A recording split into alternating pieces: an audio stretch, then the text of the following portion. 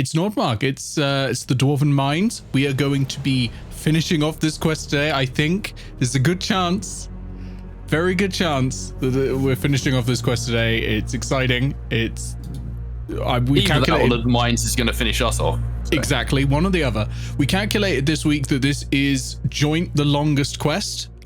Joint with Ben's Hunt or Be Hunted, provided this doesn't go for any more than this session. So I think it's going to be good. I think it's going to be good fun. I'm joined as always by the wonderful Ben Newbon, the wonderful Bisected Brioche, the wonderful Summer, the wonderful Talia. I did it. I named people. This is actually pretty good for me. I was asleep 20 minutes ago. I'd like to point out I had my name before Nick named me. It wasn't him. Yeah. Wow. Okay. Fine. I can't believe Aegis and a one and died like that. I thought I'd come up with some pretty good names, but okay. Okay, apparently they're not original. I'm being accused of being derivative in this D&D campaign, which is heavily based off of Deep Rock Galactic. I don't know what you mean. That's okay, Nick. We forgive you because it's your birthday. Happy birthday, Nick. God. Damn it, I thought I'd gotten away with it. I really did. You'll never get away with it. I would have got away with it. It hadn't been for you pesky meddling kids. Oh, no.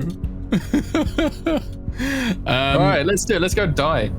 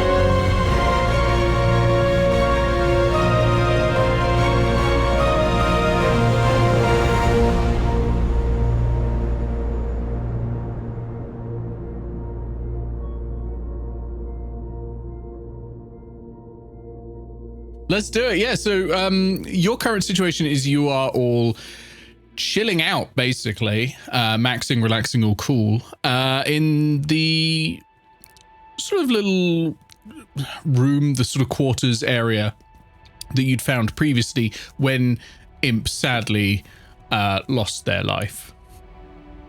What's the plan? I mean, they lost that life. Yeah. They Tassle's lost their lives just going to be. in Airedale, right? What's Tattle doing? Because everyone else is just memeing. Yep, she's just going to be staring at the door that she and Imp failed to open before. Yeah, yeah. That door is still there.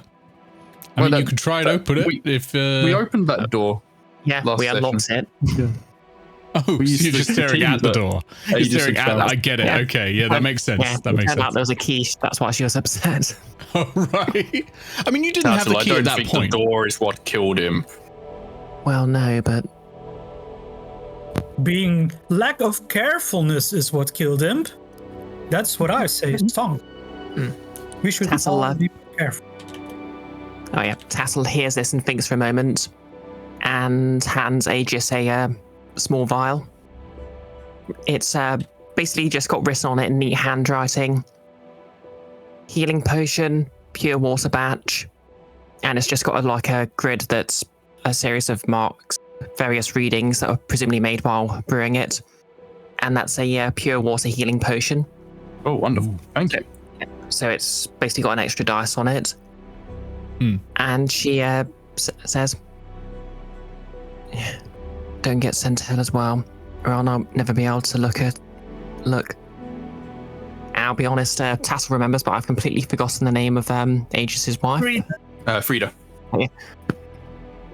I'll never be able to look Frida in the eye again.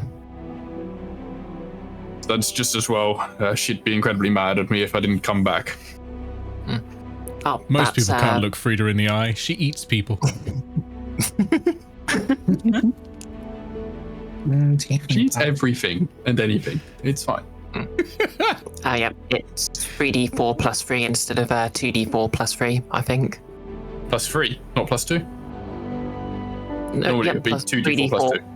Yeah, it's 3d4 plus 3 because it has an extra die on it from being made with pure water. Okay, but a normal healing potion is 2d4 plus 2. Yeah, plus that's 3. correct. Okay. It's plus one. Yeah, it's 3d4 plus 3 because it's got the extra dice on it. Okay. I get you. Cool. All good. Well, is everyone ready? Shall we head back into that place with the oozes and the cubes and the death? Let's get the heck out of here, man. Oh, I know you're okay. You had a bit of a rough time down there too. We'll have jelly for dinner. That sounds delightful. So, we know there's going to be at least one of them down there.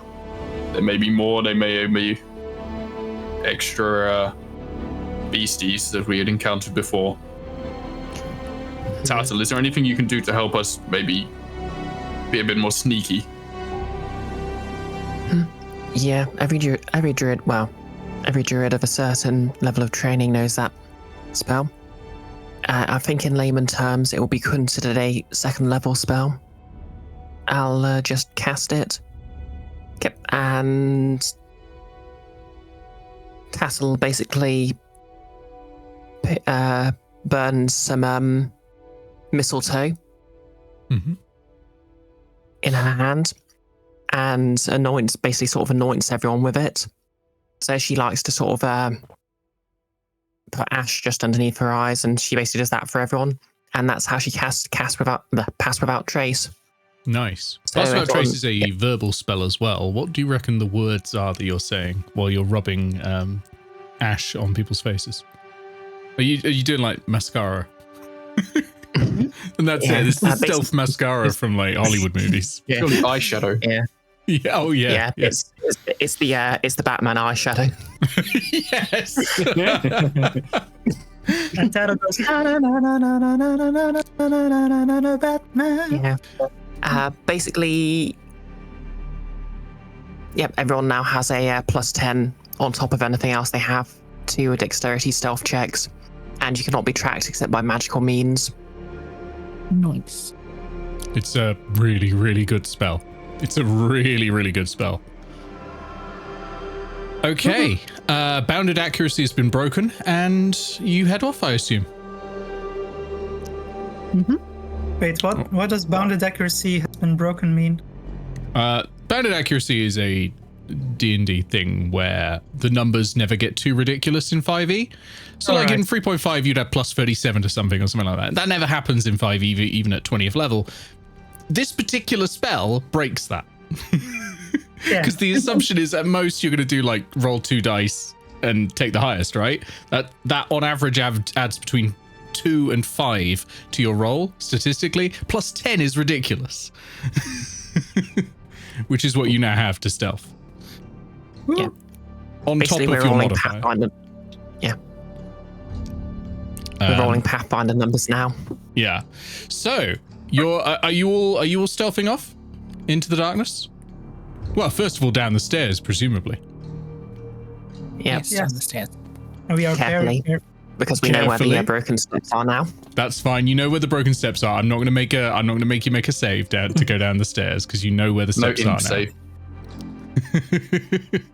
So you arrive at the bottom, and Minnie's waiting there. Okay. And has been for a while. so- It makes a little excited whip, squeaking noise on its wheels. All the dogs got a good smell of the jellies from before, right? So That's right. can we use them as an early warning system again, and actually this time pay attention to the early warnings? You can definitely do that. Yeah, that's something you can totally do. Yeah, that's no problem at all. I have a question then. Your approach here is stealth, right? Hmm. Yep. What are you doing about the one member of the party without dark vision? Which one member of the party with that dark Wait, who vision? doesn't have dark vision? Doesn't a one in not have dark vision? No one has goggles of the night from the Oh, freezer. you do. Stomach? You Oh, do. yeah. So everyone's got dark vision. Oh, that's going to work really well then. Yeah. That's Yeah, great. everyone's Okay, dark because I was going to vision. say stealth's going to be really hard if you're glowing. Okay, yeah, that's fantastic. All right then, I will roll a perception check. No, we'll use passive. It's not actively hunting at the moment. For the gelatinous cube, because there's only, I believe there's one gelatinous cube and possibly not even one jelly of the ones that you fought left. Because I think you killed one of them. I thought the There only was one left one was gelatinous cube left. Yeah. Yeah, Oh, okay. yeah. Yeah. So let me check its passive perception. Okay. All right. Can I roll anyway? You can roll anyway, but let me put it this way. It's physically impossible for you to fail. Well, You're trying to beat a when passive perception of 8. we physically yeah. can't fail. You physically can't fail. You make it past. You make it past. Absolutely can roll anyway. 23 for Pond Fun. That's not bad at all. Not bad. Aegis got a 30. See? Aegis is invisible. Bounded accuracy is fucking broken by this spell. Who's called Happy Birthday Nick? I feel like Who could- Oh my gosh. Tattle got a 35. 35, by the way, is a DC 30 was considered almost impossible, even for a 20th level character. So, yeah, you make it through unseen, and you That's what just walk enter- straight past the cube without noticing. Yeah, and it doesn't notice you, which is impressive because it's using blind sight. But yeah, but then blind sight doesn't help you actually spot things. It just allows you to see in the darkness. Right. So you make it into the exploratory mines. So these are, whereas before you were in strip mines, they were very structured, they were very sturdy. You know, these are the areas where the dwarves expected to be mining a lot. You are now in sort of more random open caverns, which is where the dwarves have basically gone off in random directions looking for new ores. So the tunnels are sort of carved out of necessity. So, you know, they're going to be avoiding the particularly tough stone and trying to like follow veins and that sort of thing. Mini follow us. Oh, yeah. Cool. Squeaking along. Does Minnie get noticed by the... Haha! Don't ask that. Well, I mean, passive Great perception. Summer. question. Let me roll a stealth check for a minecart. That's definitely a sentence. Sure I is mean, a it only squeaky needs an minecart. 8. I mean, it doesn't seem like the most stealthy thing. I tell you what. I'm going to be honest with you. Minnie rolled a 5. Now, however, Minnie being inorganic is probably not interesting to a gelatinous cube. Otherwise, it probably would have eaten Minnie before. Yeah, Mini's been down there for Yeah. ages. However, it is now... is it following you? Yeah, it's following you, but it's slow. Really slow. Like, these things do not move quickly. It is following you, though. I feel like some of us brought this on ourselves. More accurately, it's following Minnie. Yeah. Yeah. This is basically the whole the snail will follow you for the rest of your life thing. Basically, what this means for you is you can't stay in one place for too long. I mean, that was already the case before, but Yeah, it's now more urgent because this thing is constantly moving. The horde is going to random places, but this one's constantly moving. Actually, speaking of which, let me see where the horde goes. oh god, I should keep bringing everything up. All right, everyone. Goes directly into the jelly. You feel a rumbling Oh no. from behind you. And Where the jelly is. floor starts to shake and rumble, and stones drop from the ceiling. What we're going to do is we're going to treat the exploratory mines as a skill challenge. You are being chased by the Kruthic swarm, essentially, and you've got to get through the mines without being eaten. Great. So, as a reminder of rules for skill challenges, you'll each take one turn in any order. On your turn, you say what kind of skill check you want to do to defeat the situation I present to you. It can be anything. It doesn't have to be as strictly defined as the skills usually are. You can sort of think of it, for example, for those of you familiar with blades, think of it as blades sort of, ooh, could I use so-and-so with this? You know, that sort of vibe, you know? Have a conversation about it. Like baboon.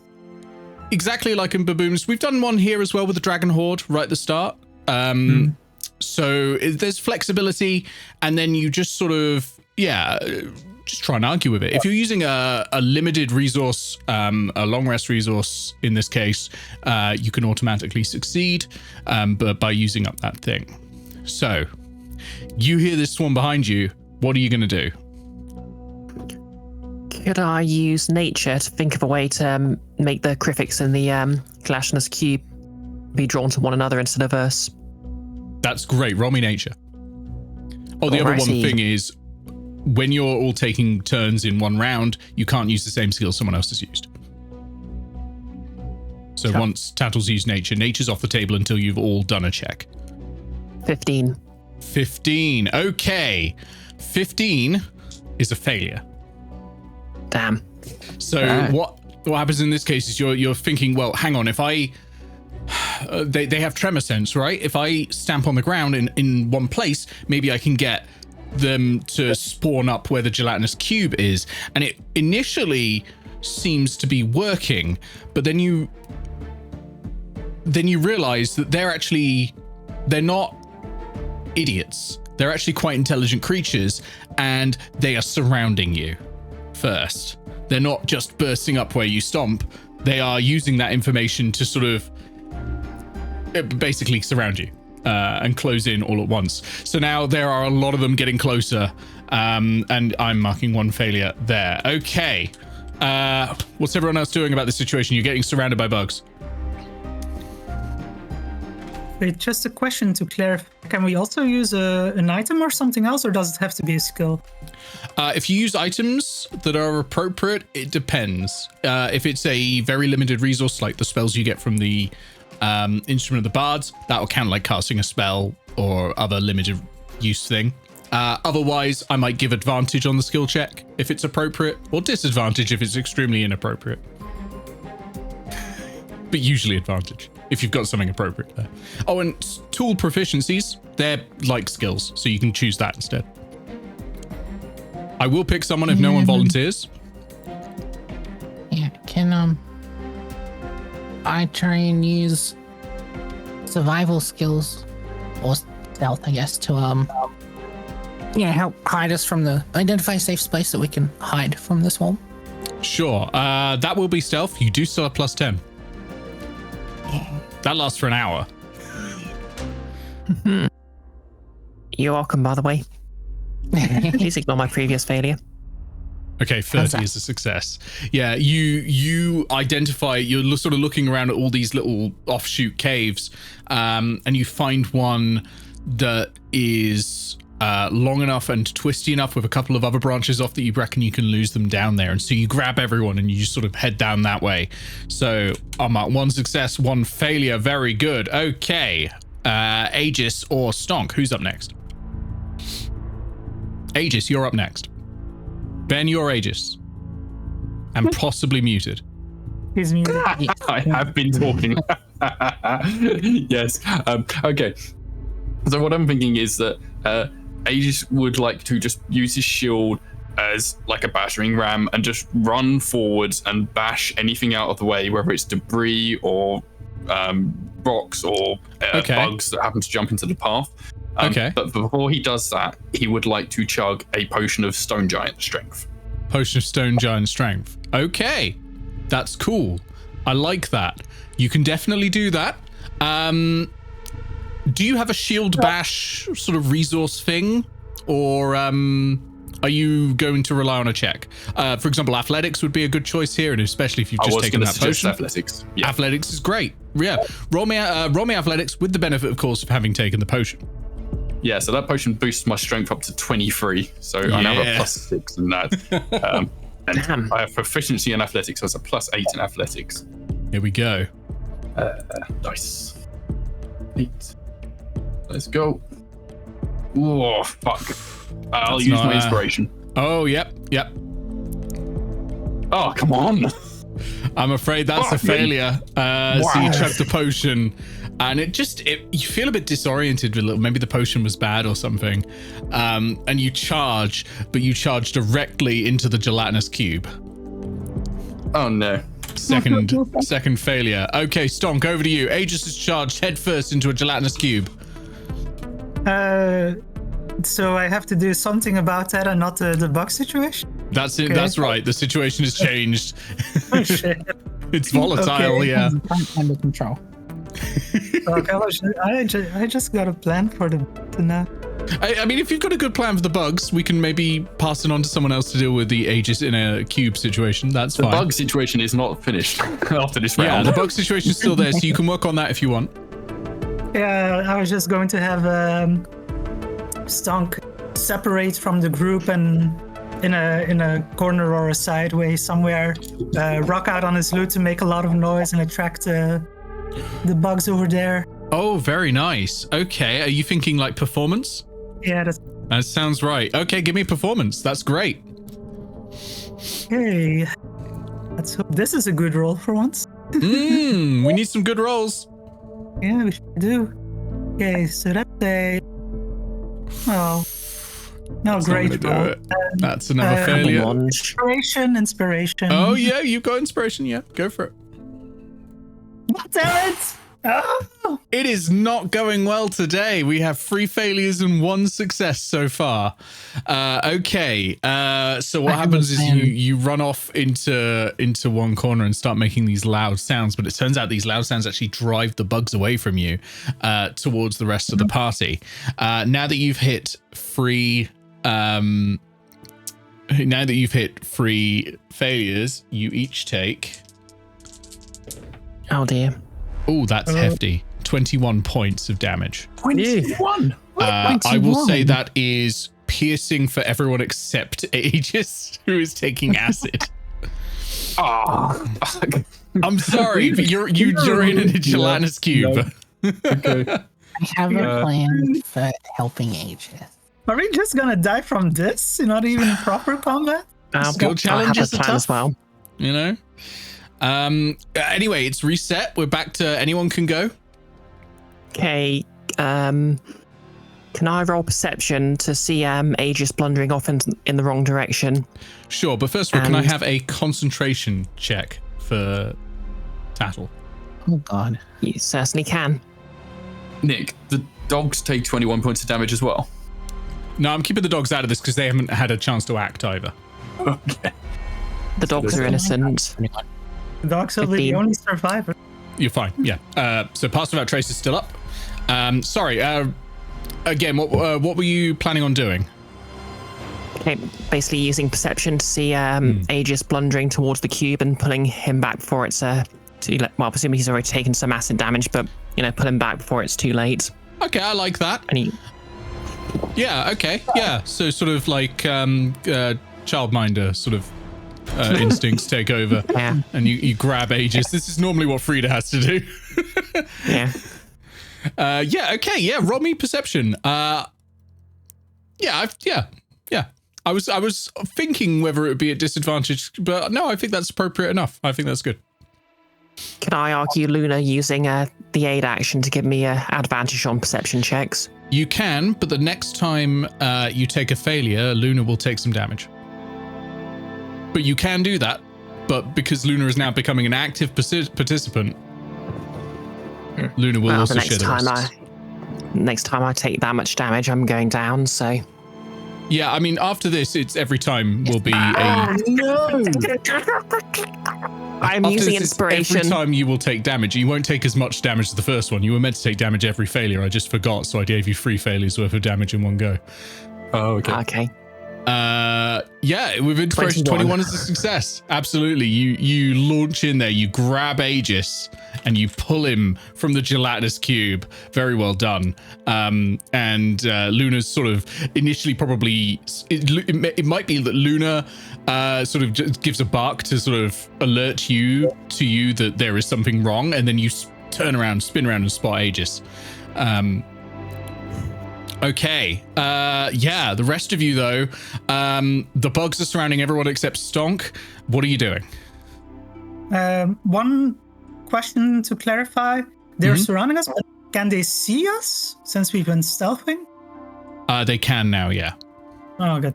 I don't think we're stealthing anymore. You just did a loud performance. You can take the hide action if you want. Before that, they were already coming for us as well.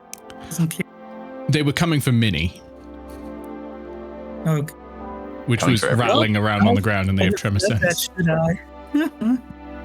Okay, Aegis is having been pulled back from the cube, senses and sees these bugs surrounding us, closing in.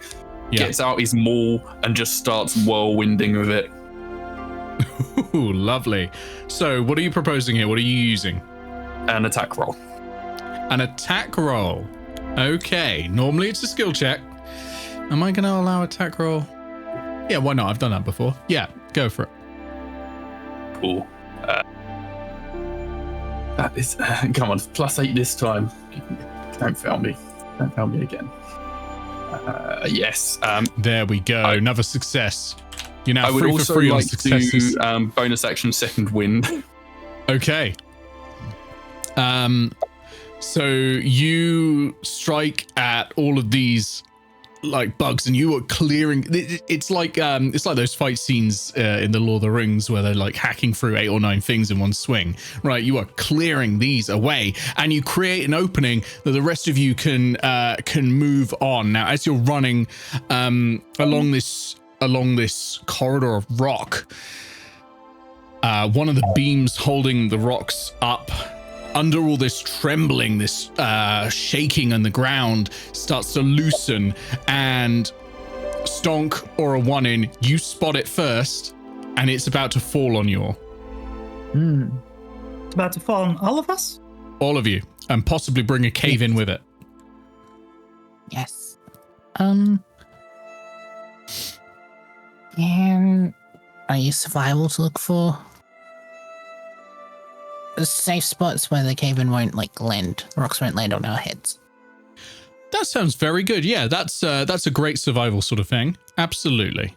So you're looking sort of for safe areas, maybe where the collapse will happen later, that sort of thing, and sort of guiding people through. Yeah, roll me survival. How's that? That's a failure, I'm afraid. Dang. Yeah. You all take 2 points of bludgeoning damage. Only. Yeah, but that's another concentration check, please, for Tattle. Yeah, Stonk, if you've got any bardic inspiration to spare. Stonk can give bardic inspiration, yeah. That's. Yeah, it might be the time to start handing it out.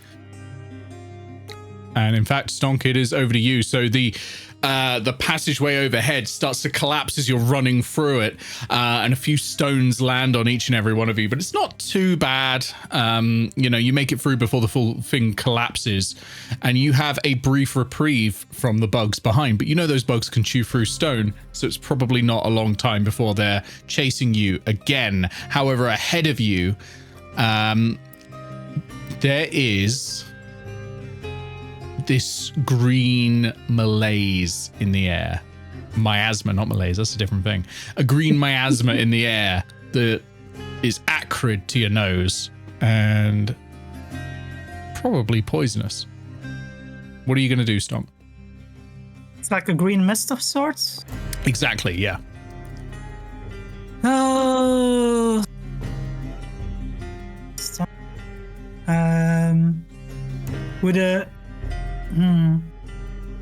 Could Stonk use Thunderwave to kind of like blast the mist poison away? That works. Okay. Yeah, if you would like to spend Thunderwave, you can launch this sort of almost like a curtain of force, isn't it? This thunderous sonic energy booms out of you and pushes away the cloud. Excellent. That is great. That's an automatic success. You're a 4 for 4. You feel like you're nearly out of it. And then we're gonna have one last round of everyone. Okay. Who wants to deal with this? You come up to a massive open cavernous pit before you. It's quite a long pit across the corridor is about 10 foot wide. It's about 30 feet long, and that pit, you can't even see the bottom, even with your dark vision. So it's at least 60 feet. If those of you have longer dark vision, it's more than that. Who wants to deal with this? Can I wild shape into a giant spider and carry a rope across for everyone to safely climb across? That's great. That's a long rest resource. No, short rest resource. So you can absolutely do that. So you're climbing along with that. Because it's short rest, I'm going to give advantage to the check compared to something like a spell slot or something. Okay. And for this, I think this sounds... Carrying it over, probably finding a place to tie it or hold it. We'll call this athletics, if that sounds good. Okay. What's the athletics of a giant spider? I think it's pretty... Most of the large creatures have pretty good strength, so... Yeah, +2, so that's not terrible. With advantage, at least. But, Yep. Alternatively, you could use dexterity if you want. Yeah. You mean athletics dexterity? Yeah. Okay, yep, cool. That makes it a +3. Okay, give it a roll. Okay. +3, advantage. Be nice this time, please, dice. That's better. It's one short. Oh! Stonk, did you give Tattle Bardic Inspiration? Well, I can say I gave it. Okay, mark one Bardic Inspiration off. Tattle, you automatically succeed because minimum on a Bardic Inspiration die is 1. You get over there. The nicest DM. I wouldn't allow this in combat, but I will allow it in a skill challenge, which is a lot more loose and free. You get over there. You find either a place to tie up the rope or you hold it as people climb across. And after a while, they get over. It takes a little bit of time, though, and you can see the skittering horde coming through that choking miasma. A few of them die in the choking miasma. But they're still coming for you, and they can crawl up on the walls and are doing so just like you did. Who's going to try and drive off these insects? Okay. Aegis is going to try to I want to do a menacing attack, right? Which is a combat superiority maneuver thingy. Okay. To like frighten them off, sort of thing. But I don't know how that would work in this situation. I guess that would be another attack move, wouldn't it? So I wouldn't be able to do an attack again, right? What I'll take from you, if you want, this is your choice to whether to take this, is a strength intimidation check. Okay, I was kind of thinking something along those lines anyway, so that works. Lovely. Okay, cool. If you spend one of your superiority die, I'll give you advantage. Okay, rather than the plus from the superiority die. Superiority die you can would be add a it D8. to the... Oh, you can add the D8 Okay. instead if you don't want advantage. Your Okay. choice on which one you want. It's probably they come out roughly even, but... I will go for the D8, I think, because I get a +6 from my strength as well, so that's a +14 total. So fingers crossed you don't roll a 1 or a 2, but that sounds pretty good. Here we go. Oh, You have to roll the D8 as well, right? oh fuck. Yeah, no, that's nonsense. Ignore that. Okay, so you rolled a 4. What's your modifier? Okay, so it's a +6 from the strength, So that's it's a 10. from that. You And then, can't pass. oh no, yeah. It's up to you. It's up to you, Stonk. You can give another bardic inspiration if you want, but you'll start running low on those. No, wait. I'm gonna action surge. Action surge. I'll let you roll it again if you wanna action surge, or do something else if you want to take a different tact. I'll just go for the roll again. Okay. Right, so I'll do it properly this time. A D20, D8 plus. Okay. Oh, Nailed it. There we go. So you get up there and you slash at a couple of them in such a brutal fashion that the others like peel back. They have this sort of hive mind to them, but you get the feeling that there's always still that sense of self-preservation at their core. I'm some imagining of them him like pull slashing at them and he's banging on his shield at the same time and just yelling and bellowing. Absolutely, yeah, totally. And that I think makes most of them flee, but there's a couple more coming out of the walls on either side of you. Stonk, a 1, and how are you dealing with this? Kind of just want to pick them off with a bow. You want to try and pick them off with a bow? Yeah. Okay. I don't think you've rolled an attack roll, and there hasn't been an attack roll rolled this round, so go for it. I have not, no. Yep. That won't work, I'm afraid. Dang. Gives It's bardic bad luck. Oh, sorry. What were you saying, Stonk? Song gives bardic inspiration, Okay. or is that not gonna help? A 1, and you can roll a bardic inspiration die if you want. So the number that you rolled was a 16, I believe. So you need to roll a 4 on the bardic inspiration die, or higher. What dice is that? Is it a D6 at the moment? Yeah. So 50-50. We really are in Blades rules again. There's almost a 4 there as well. It's cocked. That dice is totally crooked. They can't count that, disagree surely. with that. That's gotta be a reroll, a crook to. I'm afraid not. Outrageous dice. That is a 1. So that is a failure. I disagree. You disagree, but still. You all take 8 points of piercing damage as the bugs come through, but you fight them off. Tattle, I'll need another concentration check. Okay. And then it'll be over to Stonk with the last lot that have come through. So they've sort of burst through on both sides at the same time. A 1 in sort of been facing the ones, let's say, to the left, while Stonk has been looking at the ones to the right. That's a 9. Pass Without Trace is gone, I'm afraid. Buy a spell slot. I help. It did help. It got you past the gelatinous cube. Pretty much. Yeah. Apart from Aegis. If only we'd used a stealth every turn. Would have got our money's worth. Yeah, I mean, you made some uses of it. Aegis intimidated them with noise and attack, right? Yeah, that was an intimidation one. Yeah, but that was making a lot of noise from the shield and attacking and stuff as well. It's yeah, the but it skill was that an was intimidation skill. Yeah. Yeah, I'm just wondering how if Stonk used Thunderclap, the very loud noise that could scare them. That probably won't do anything in this case. As a One's already done an attack of some kind. And I know Thunderclap is a save, but it's a cantrip. It's not a spell slot.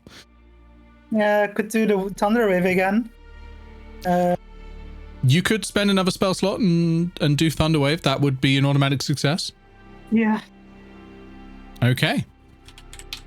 7 successes. You blast the final bugs away into the tunnel, and the rest seem to have cleared off after all this, and you are alone in a tunnel. What would you like to do? Tattle says something poignant in Spider. No one understands. A small spider laughs in the corner. Sorry. Can anyone see anything, sense anything, smell anything? How are the dogs? Can Tattle sense anything? Roll me a perception check, please. And of course, you can have assistance from Luna. Luna. Lovely stuff. Okay, this is +7 with advantage. 22. Okay. Other than the retreating insects, you can't smell anything here.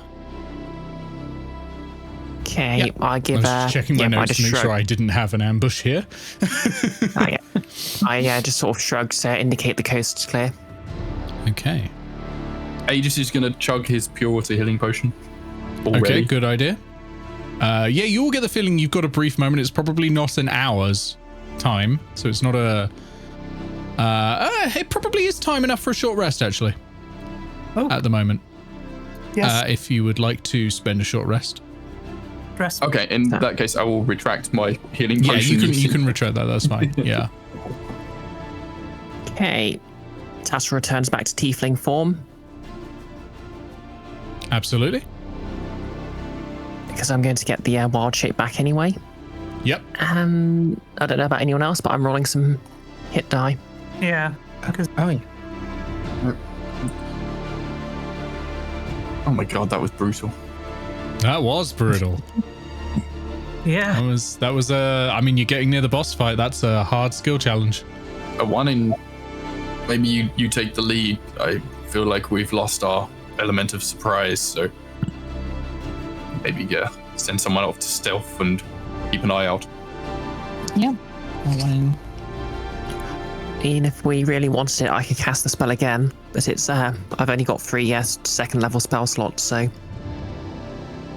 The fire elemental seemed to indicate there was something big that we may want to save our resources for. Yeah.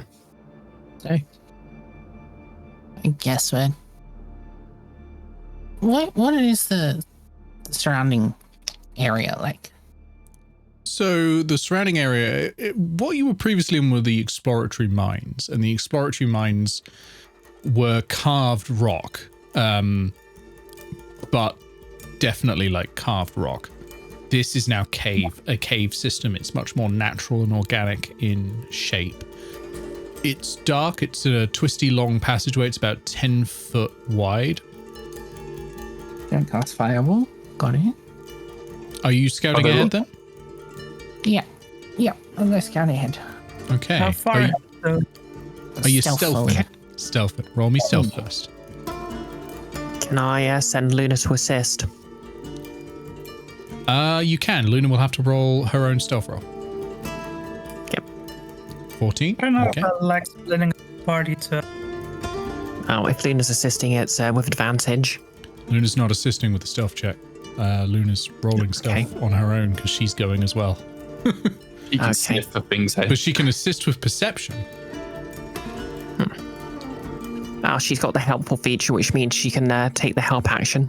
Yeah. Yeah. You've just got to be able to realistically help.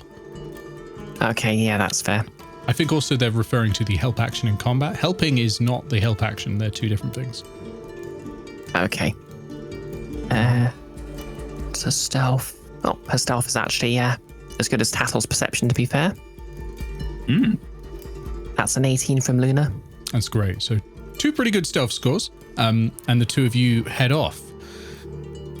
I'm going to say... Well, are the rest of you just hanging back, or are you going to be following along at a distance? We're following at a distance, I think. Following. We don't want to distance. let them get like out of help range. Okay. So a 1 in. As you creep through the darkness, you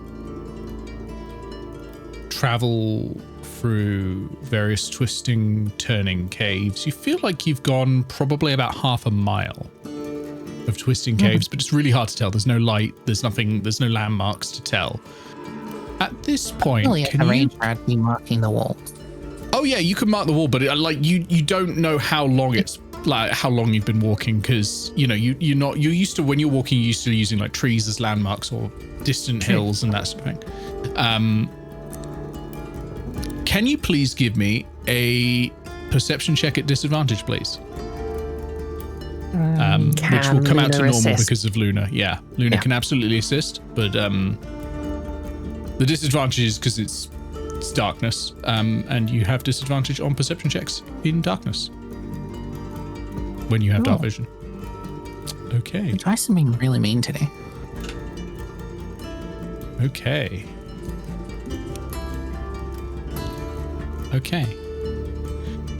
Before I resolve this, I'm going to need the exact distances everyone else is from you. Would have been within dark vision range, which I guess is 60 feet. 60 feet. Yeah. That sounds good. That makes sense. Okay. Bear in mind, Aegis, your movement speed is 25 feet. Right. Okay. You're heading along, and Luna's sniffing the ground, and you feel something brush against you. It feels like a tree root or something. Very unusual. Yeah. And then the wall explodes.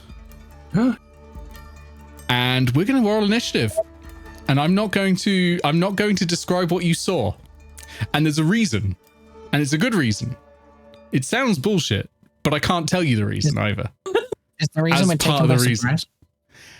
It's not bullshit. related to the reason you've been taken by surprise, actually. The reason you've taken by surprise is it just happened to roll stealth higher than your perception. No. Even higher I than can't the dogs. tell you the reason. The dog was helping with perception, and that turned it from disadvantage to normal. Do we need to be on a map so we can... You do not have a map for this. I will let you know. Just give me initiative rolls, and I'll track that myself. Jeez. It's not going to be a full length combat. So just tell me when you've done your rolls. I got a 4. 11. Okay. 22. 22. Very good, a 1 in. And Tattle got 11, Stonk got 9, Aegis got 4, right? Yep. Okay. Now, you are surprised, a 1 in, I'm afraid, so you don't get a right on your go. But you do get your reaction back because you're that quick. So anything that would be a reaction, you can do. The thing that I cannot describe to you, for reasons that is in the stat block that I did not write. Okay. Oh, actually, sorry. First of all, I need you to make a charisma saving throw, please, one, and this would happen on your turn. This is more and more bullshit. Okay.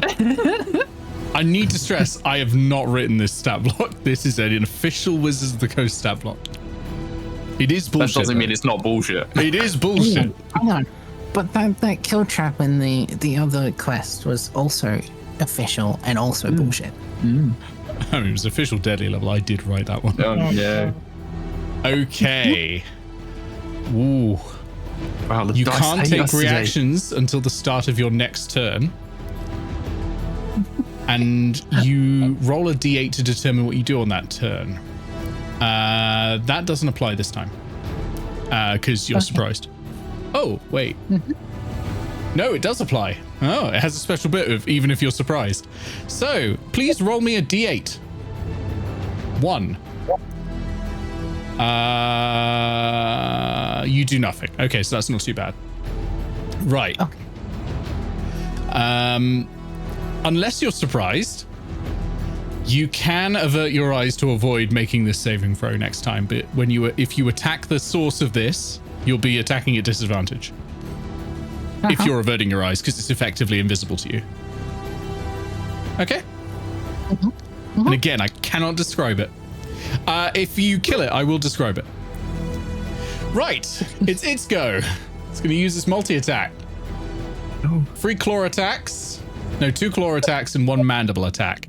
The mandibles are going for a 1-in, 1 claw for a 1-in, and then 1 claw for Luna. First one is a 10 to hit against a 1-in. Second one is a 26 to hit against a 1-in. And against Luna, that is a 21 to hit. Wow. Okay, so the claw against Luna is 13 slashing damage. Ow. The claw against a 1-in, much less, 8 slashing damage. So That's its go. We go to Tattle. Tattle, you're 60 feet away. You're probably around a corner and you can hear sounds of combat. What do I have here? Okay, yeah, this might work. Tassel sees Tassel hears something going on, hears the sound of combat, and she rounds the corner and casts Summon Beast. Ooh, so very she makes nice. some druidic chant. She holds up a gilded acorn worth at least 200 GP, which I got in downtime for an earlier quest. You did? Yep. Does some hand gestures and some druidic chanting. A portal opens up. I'm going to say next, since it was presumably adjacent to a 1-in and Luna, presumably there's another space nearby. Yeah. There's space nearby. You can be, let's say, next to Luna. Okay, cool. So this is summoning a beast of the land. And you will be able to strike this creature. I've given the game away by calling it a creature. Now you know it's not a construct. Yep, so yeah, I've got the stat block here. Okay, and I guess bonus action, wild shape into a giant spider. Okay. Okay, and I'm going to, I can't get closer than 50 feet, so I guess I'll approach at 50 feet. I don't suppose I can get any idea what this thing is. No. Okay, fair enough. For extremely bullshit reasons. So you're 10 feet away. A 1-in, you are adjacent. Luna is adjacent as well. And Stonk, Aegis, Bob, and Vintage are 60 feet away. Okay. So I believe Luna and my Beast of the Land are up next. That's right. Is that right? Okay. So my Beast of the Land is taking the form of a spider. Okay. Yeah, a friendly spider that's just the right size to face hug someone.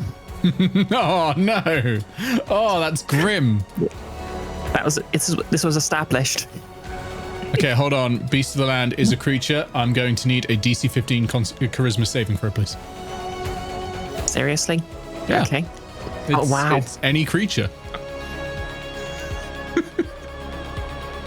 I don't know what this thing is, but I hate it already. I'll need one from Luna as well.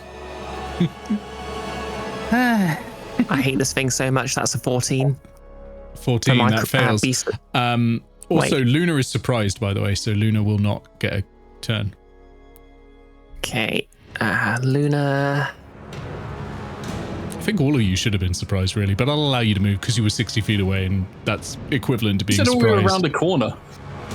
Yeah, that's pretty surprising then that combat has suddenly kicked off. Like, you ain't seen shit. You've seen less than a 1-in. And a 1-in was surprised. But yeah, I'll Luna just only 60 has feet a, away. I like that. Yep, Luna only has a -2 to be fair. Okay. What's Beast of the Land doing this turn? Oof. Okay. So, Beast of the Land. I rolled a 5. Uses all of its movement to move in a random direction. Receiving a claw. That 5 is for Luna. Okay. Nick. Okay. I'll just see what the Luna does, but Beast of the Land also failed. Okay. Oh yeah, with 14. Yep. Yeah. So, yep. Natural 1 against the Beast of the Land, so it failed on the attack of opportunity. So then Luna, what's Luna doing? That's an 8. On an 8, the creature makes 1 melee attack against a random creature. Okay. Luna is going to bite 1 random person. I'm going to roll a d4 to determine who. No, a d6 divided by 2 to determine who. 5 and 6, it's the creature. 3 and 4, it's a 1 in. 1 and 2, it's the Beast of the Land, okay? Or the bestial spirit. Okay. That's a 3. Luna is going to attempt to bite a 1 in. Oh no. Want me to roll that? Yes, please. Yeah, don't worry, I doubt she can get through your shell. It's pretty unlikely, yeah. And before the one decent roll. It That's won't get through the 16. shell, but Very close. spicy. Yeah. Okay, that's there goes. We go to Stonk. You're 60 feet away, round a corner. So Stonk knows there's something going on behind the corner. Yep. So You're hearing sounds of combat, probably a bit of shouting and that sort of thing. But you're not getting much useful information. It sounds like everyone there is confused. That makes it difficult to do. I mean, running in would be a good start. You are 60 feet away, round a corner. You can't even see what the enemy is. How far is the corner? Let's say 30 feet. So full movement to get around. Yep. Full movement to get there. But, like, what else are you going to be doing with that movement? Yeah, it's just a matter of whether I want to do something else. Yeah, I guess better. Stonk runs around. Okay. Followed You by- do not need to make the saving throw. I'm not telling you what you see, though. There is a creature in combat with everyone else. Okay. And You know Stonk it has knows- claws and mandibles, if that helps, but... Stonk knows there's a creature. He can see the creature, but he cannot, like, know what it looks like. You can see the creature, but I'm not telling you what it looks like for a specific reason. And I will tell you that later, but I can't tell you it now. But he can see it and he could, like, attack it.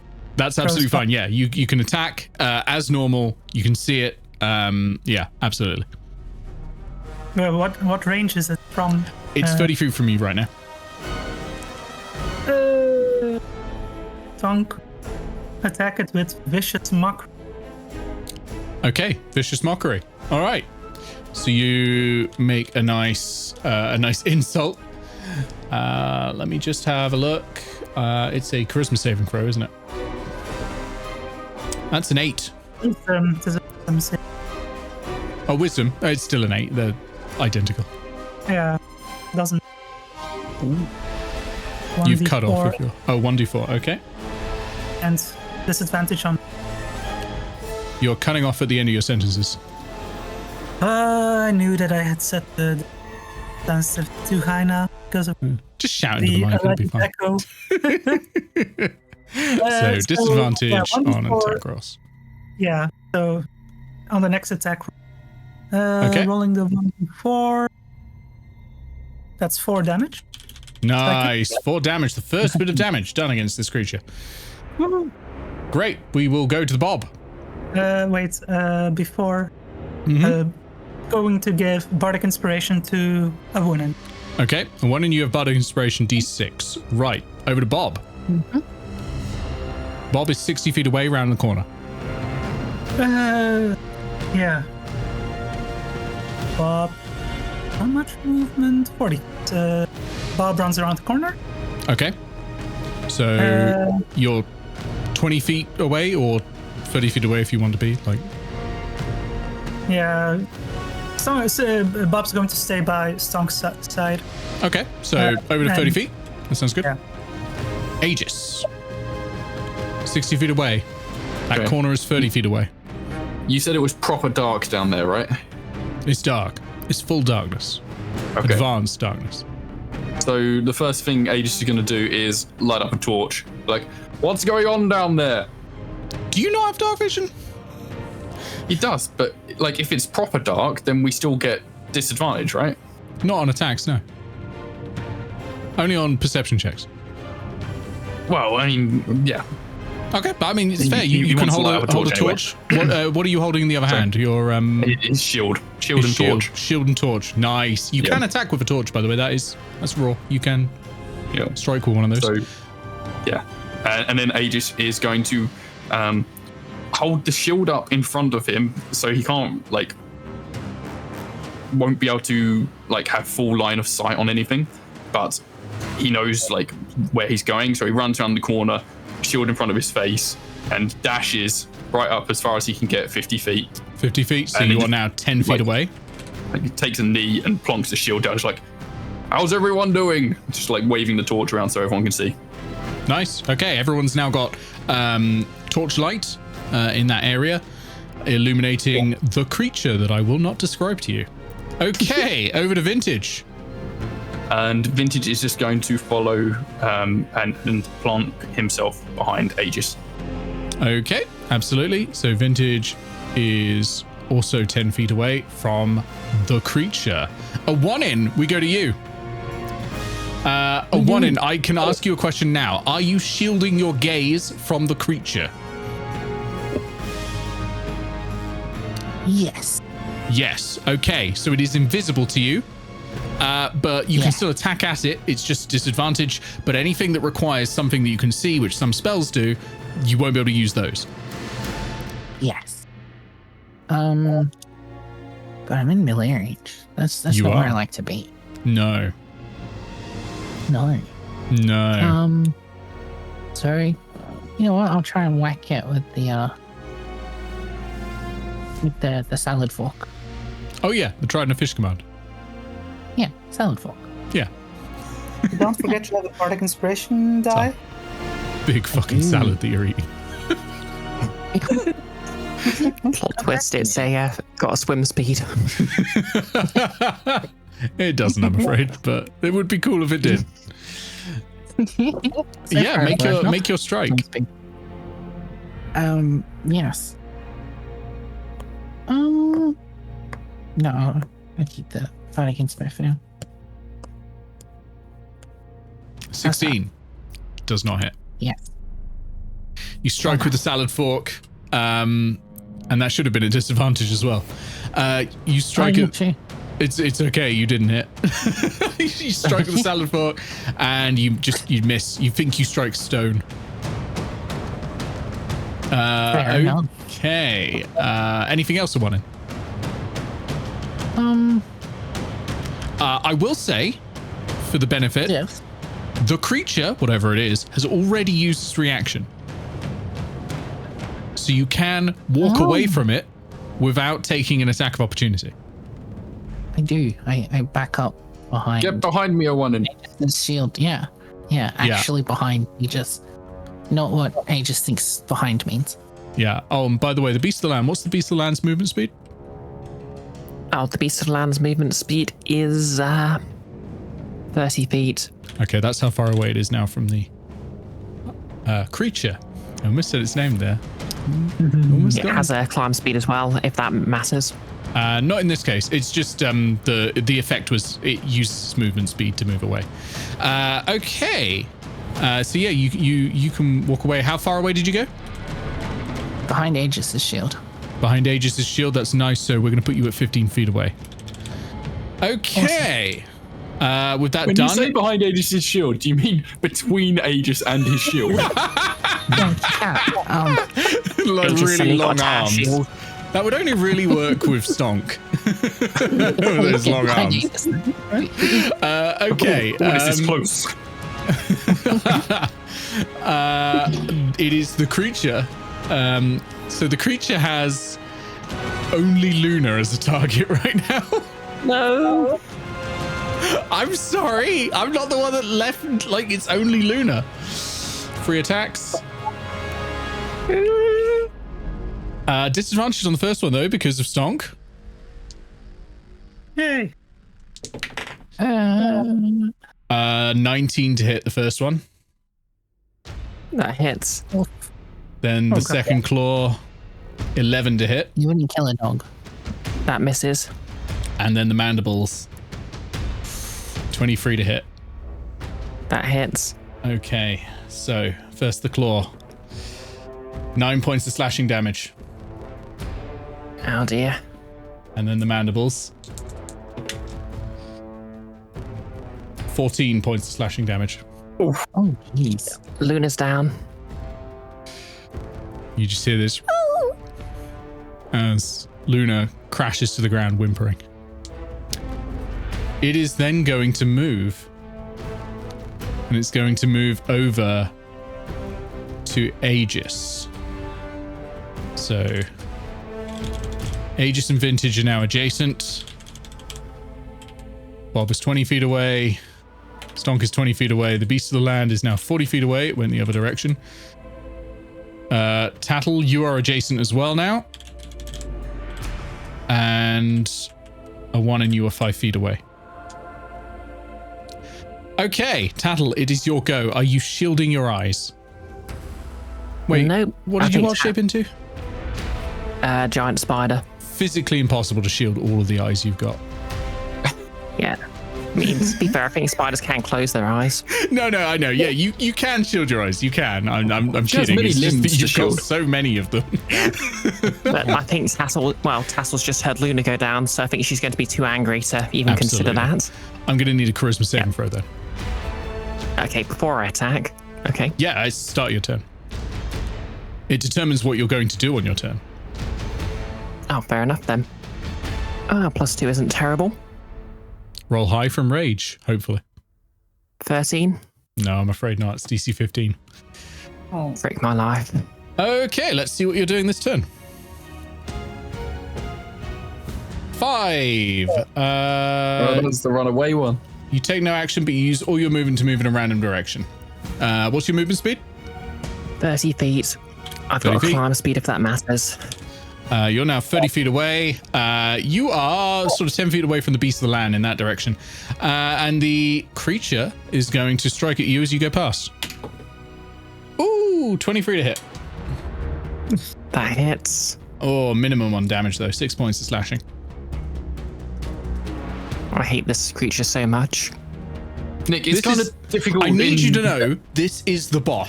Oh, Nick. Yeah. Nick. Yep. I have 10 feet of blind sight. You have 10 feet of blind sight. What does that mean? Oh, wait, means do I you wouldn't not need have to be- normal vision? Does it say blind beyond this radius? Nope, it says blind sight 10 feet, dark vision 60 feet. Ah, so you can still use your eyes. And you had this time chosen not to close them. But you know in the future that you can do that and strike, and that'll be no problem. Yeah, I'm feeling really stupid now because I No rethought of that one immediately ever when you knows said that on the- about your eyes, and then I forgot completely for my turn. No one remembers that on the stat blocks. There's so much to remember on Druid stat blocks, I wouldn't worry about it. It's like me forgetting half the stuff. Like all of those insects had goddamn pack tactic. Anyway, I'm getting carried away. Nick, before we continue anymore, it's kind of difficult with theatre in mind to tell exactly where my positioning is. Who would I be able to do the protect reaction for in this? You can do situation? the protect reaction on, currently in your situation, Vintage, Luna. No, not Luna anymore. And Tattle. Vintage and Tattle. Okay. So you can do the protect reaction on Tattle if you would like. To make me reroll would you that allow attack. me to do it retrospectively? Yeah, Or? that's fine. Okay. We're doing it theater Okay. of the mind. Yeah. It needs a little extra help. Yeah, I mean, There it's is, whole by the reason way, it's a there, so combat map for this boss. Eventually, it's just this is not the fight where you beat it. yeah. Oh no. Well, Yeah, I'll do probably not. I mean, you might. It's possible. I'm not changing the stat block between this and the final fight. I just don't expect it. Yeah, let's protect. Okay. Oh, that's much lower. Does a 12 hit you, Tattle? Nope. Okay, take that damage off. That didn't happen. It's used its reaction now, so you all know that. Tattle, you're now 30 feet away. We go to Luna. I'm going to need a death saving throw, please, Luna. No, it's not a 1. Yeah, 1 failure. Oh, it's really Aegis today. I know. What is going on? Like, Albert updated, I guess, but have they updated the maths? Like, they changed from hating you. D20s for D10s. Yeah, yeah, it's wild. Tattle, your Beast of the Land also gets a go. And is currently 40 feet away. Okay, Beast of the Land. Of course, it only has 30 feet. To steal a line from Abria, Iyengar, this is the final. I need you all to really try a bit harder with these dice rolls.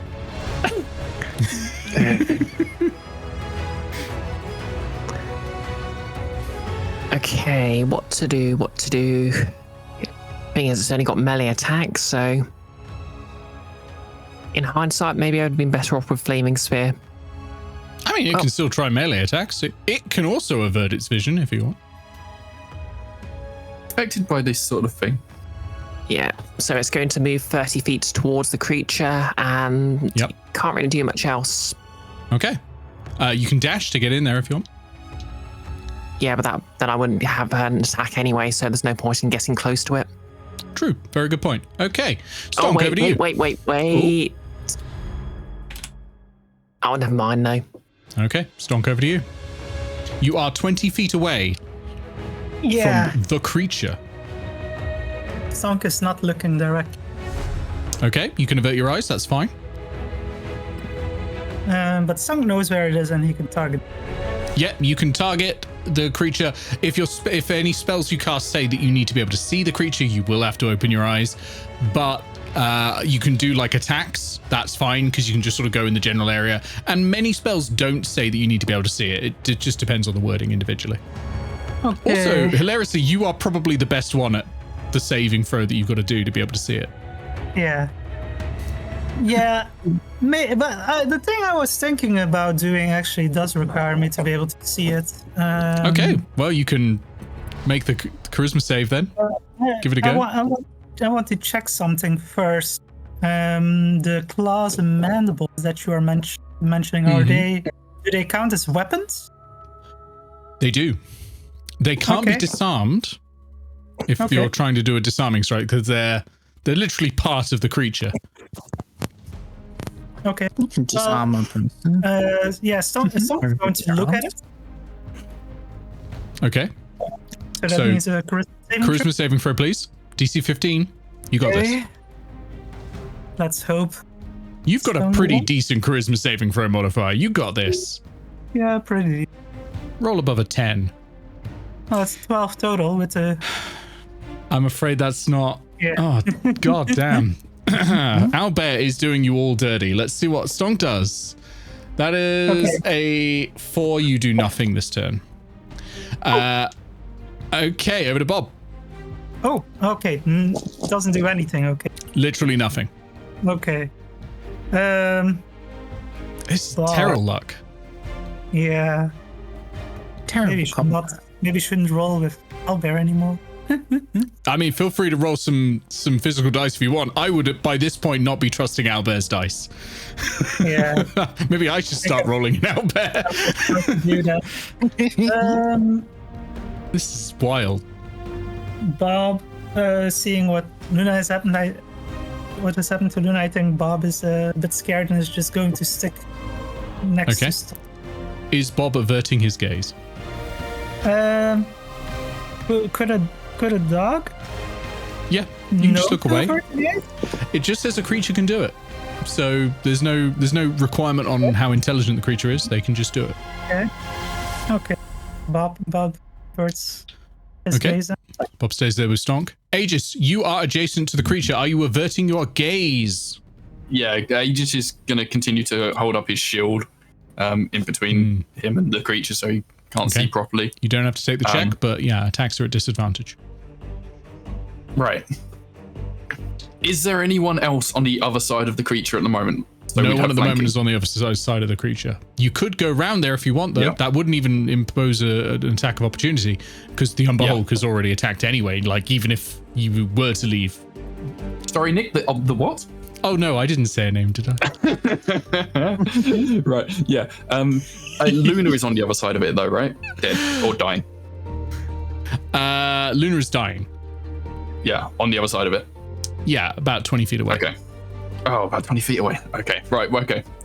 Aegis will gingerly step around, holding the shield between him and the creature. The creature. I mean, you all know the name now, so I can say it. Let me describe why I couldn't describe this creature to you before. When you fight this creature, you forget about it afterwards. Oh, no. That's why I'm not describing it, because you don't know. Wow. So yeah, Okay. it's a classic D&D monster. Scuttle round to the other side of it. Does he Okay. then have flanking, or does You do have flanking. That's fine. Okay, right. So that'll be a I normal guess strike. he will do an attack with the torch he's still holding. Okay. So a torch is a D4 weapon, if I recall, but does fire damage. Okay. No, Right, fuck sorry, it, it I'm does much getting- less. It deals 1 fire damage. Would it be would it be my action to put the torch down, like on the ground, and take out a proper weapon? No, you can drop the torch for free. That's fine. Okay. All right. I'm going to do that and get out a real dice. Okay. So I will take out my hand axe Okay. and swing with a straight roll +5. Come on. That is an 18 to hit. 18 to hits. Very good. Okay, Roll damage. I will also make that a menacing attack. Oh, may as well. Okay, so I roll a d8 with my damage, which Okay. is a d6. And I need to make a saving throw, right? Yeah, it is. What is it? A DC 13. And what is the ability? It is wisdom. I'm afraid it passes. Damn it. Okay. Let's see the damage. That is. It's max damage. 17 slashing. Woo-hoo-hoo! That's good hit. That is a good hit. Yeah, great strike. Yeah. What weapon are you attacking with at the moment? It's the That's a hand axe. the hand axe. You just go chonk straight through. Presumably either its armor or possibly its ability to dodge you. You're not 100% sure. All right, everyone, close your eyes and have at it. But whatever contributes to its AC, you got through it. Okay. Vintage is also adjacent. Yep. Vintage will have obviously heard Aegis there, inherently understands what's going on here somehow. Closes his eyes and just goes in for a good old chomp. All right. Roll normal because you've got flanking. Okay. For Aegis's bite. Not Aegis. Vintage's bite, not Aegis's. No, that's more of a reader thing. Yeah. Right. Truly the is his goodest attack? boy. Plus, his attack's only +3. Okay. That is a 21 to hit. Oh, that hits though. Wow. Very nice. 18 on the side. Oh, he gets to improve critical on a 19. Okay, so that is a d6 +2.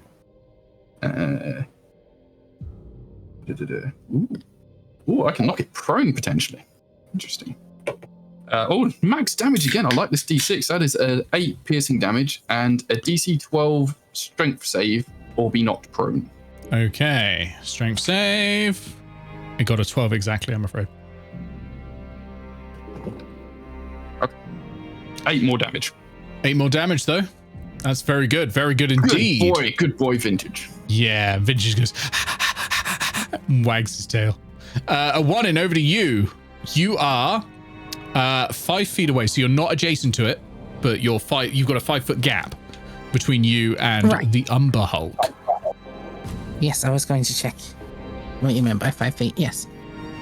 Stuff I'm looking at it. I'm going to use the Bardic Inspiration on this save. Okay. Gonna look at it. Make me a charisma save. You've got the bardic inspiration. I do. 19. The 19's bardic passed. inspiration. I think that's the first one that's passed, right? First pass. Yeah, that's great. Jesus. So you can The take your bardic action. inspiration was a 1, and it's actually cancelled out my charisma modifier. Okay. In that case, I am going to shoot it with my bow, and before I do, I am going to cast Hunter's Mark. Hunter's Mark. Nice. Good remembering.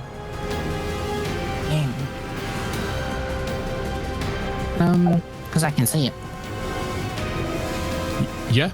Spell that you have to be able to see, yeah. Okay. So, D20 plus 8 to hit. That's a 23. 23 hits. Roll some damage. Hell of a lot of damage as well, I think. A D8 plus 4 plus a D6 for Hunter's Mark. Plus... Yeah, we're going to use the fish, which is another D6. Don't forget Bardic Inspiration should still be available. Just got Oh, no, I used just on used the it. save. Oh, just that you saw. I didn't mean. I missed it. Sorry. It's okay. 21 piercing damage. Hang on a minute. Let me do some maths. Oh, that's a good hit. That is now a bloodied Umber Hulk. Oh wow. Not that we remember that. Woohoo. Not that you'll remember that, no. Anything else? No, I think that's my turn. Okay. It is its turn. Now it is bloodied. It is seeing that it can't win this battle. It dives through the rock. Through a tunnel that is created behind it. Can we attack of opportunity? Those of you who are adjacent, so that is Aegis and Vintage, you can make attacks of opportunity. Okay. Can we do this at an advantage? Were you Because shielding we're your vision? flanking. If you were shielding your vision, Does- then it would be a normal. Is that still in effect? It when applies it's until split? your next Okay. turn. All right. Well, no, we'll just do normal attacks then. Okay. That is a 19 to hit for Aegis. That hits. And what of Vintage? And Vintage is a 10 to hit. That one doesn't. that But gets roll us- the damage for Vintage. Aegis, even. Aegis is. Why am I 1d6 plus confusing the 3. two of you together? Good Doesn't make buddies. sense, yeah. That's 6 slashing damage. 6 slashing damage. Good hit. Good hit. Yeah, and this thing beasts it through the rock, leaving behind a narrow area that you feel like you'd have to sort of squeeze through. What in the blazes was that? Everyone okay? Quick, someone get to Luna. I'm no good with dogs. No, you're not. Yep. You're now Yeah. out of initiative. I will say, actually, just before Tattle, you can make one action, or you can have one turn. And then I'll need another save from Luna. And then we're out of Okay, I initiative think- because no matter what, someone will be able to pick her up. Yeah, I think Tattle's immediately going to drop Wild Shape and cast a healing word on Luna. Okay, Luna's back. All right. Because I was just going to say, because there's that chance of a nat 1 on the death save, which would end Luna permanently. But yeah, that's a good shout. You cast healing word, and Luna comes back to life, trots up to you, and sniffs you. Tattle pets her. Aw. You have a tunnel that heads off, and you sort of look into it. This one left by the creature. Suddenly, you immediately have no memory of what you just faced. But, and this is the very interesting thing, you see, normally, mechanically speaking, you wouldn't know anything had happened there except that you're more bruised and that you feel weaker. A 1-in has cast Hunter's Mark. And Hunter's Mark doesn't just add extra damage. Hunter's Mark has a rider to it. Hunter's Mark means you can track it. Your mark. Yes. Yes, that was a fantastic move. Very, very Intentional. smart. Did you think of that? Like, I mean, Nick said that this probably wasn't going to be where we finish the boss fight. So like, you should track it. damn, So- Talia, you are a boss of Avenger. Yeah, So- Talia is OP, and we can't nerf her. So what I'm going to need is I'm going to need basically. What I was going to say is I will take survival checks from you repeatedly until you find it, and that's going to say how long it's taken you to get there, which gives it time to roll hit dice. Talia, you can roll those at advantage, which is what you get from Hunter's Mark It is. as you track this creature through these crisscrossing tunnels. Let's see if Albert likes us now that we're out of combat. Oh, question, Nick. Mhm. How long's each roll taking in game time? We'll say about 10 minutes, but you cannot rest while doing this. This is like you're literally traveling while doing this. Okay, I wanted to know this because Summon Beast lasts an hour. Okay, so it will subtract from that time. So if you take more than 6 rolls to find it, you'll lose it, but you'll probably be all right. Like with advantage, you'll probably be all right. Yeah. Yep, Spoider's riding on my shoulder for the record. That's one failure. So you're looking for a DC 20, not 10. DC 20. Umber Hulk rolls a hit die. Can Luna assist with these, by the way? Yeah, you can. But a one It's in already already has advantage. advantage. Oh, okay, yeah. What was the second one they were running? Sorry, I was adding. I didn't roll a one yet. Oh, sorry. Go for it. 23. There you go. So it only got to heal 1 hit die. 10 minutes has passed. So if anyone's got 10-minute length things, that's ended. But that's it. And you make it to the lair of the Umber Hulk. I'm going to load the map, but then what we're going to do is take a break. And I've got to load it a different way because Albert's done it differently now. You have to drag the map from the bar. That's going to take some getting used to. Oh, weird. Welcome to the lair of the Umber Hulk. Now, previously I put down this red circle. I need to stop putting down red circles for where people can put their tokens because Jesus fucking Christ, you lot.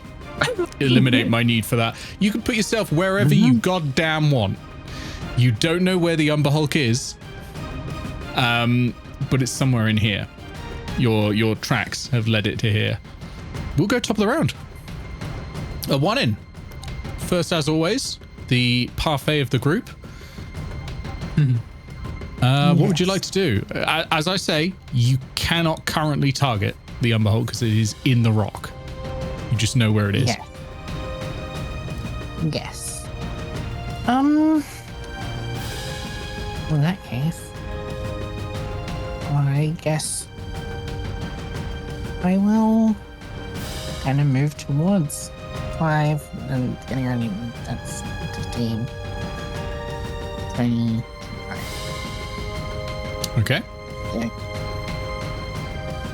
And I will pair a shooty shoot if it comes up.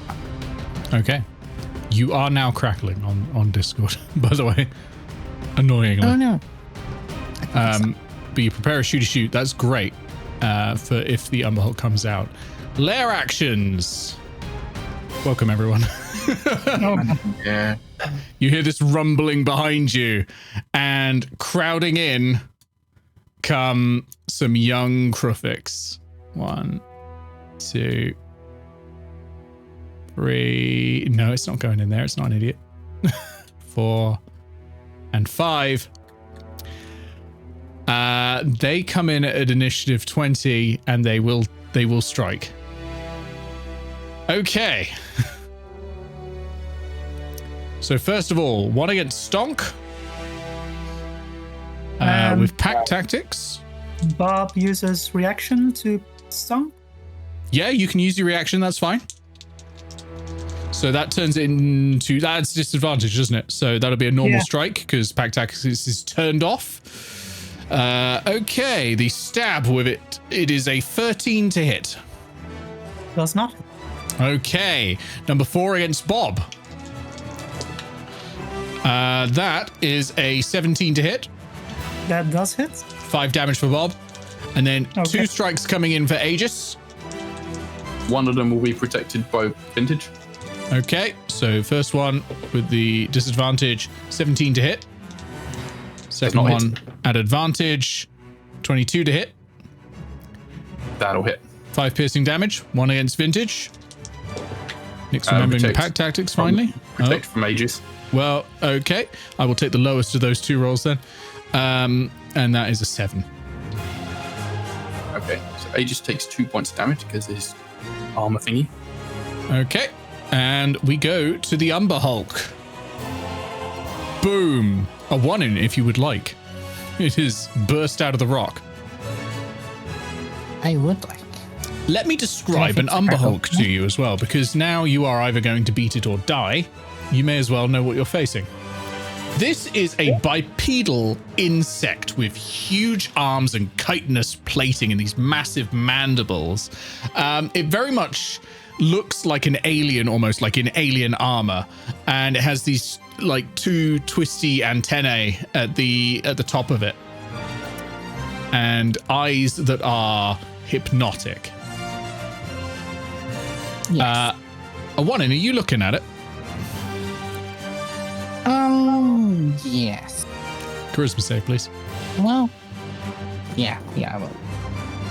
Charisma save. Okay, can do that. Don't fail, because that takes away your ability to take reactions. It does. You're good. That's exactly what you needed. You can now strike. Excellent. Go 1 in. I'm trying to decide if I do a big shot or a regular shot.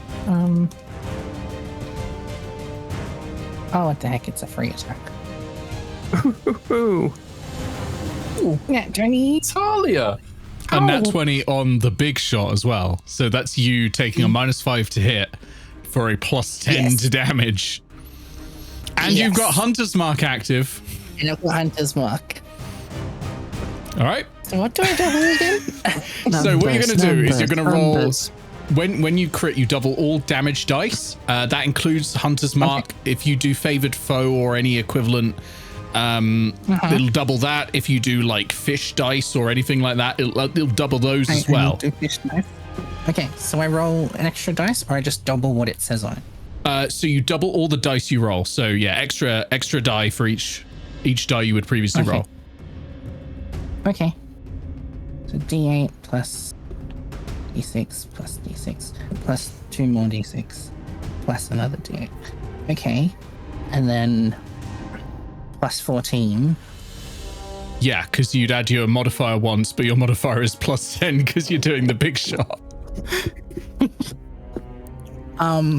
This feels wrong. It does feel wrong. Roll it. Oh my god. 34 points of damage. Holy shit. That's Does that kill it? hefty. It does not kill it, but let me tell you, that's a good hit.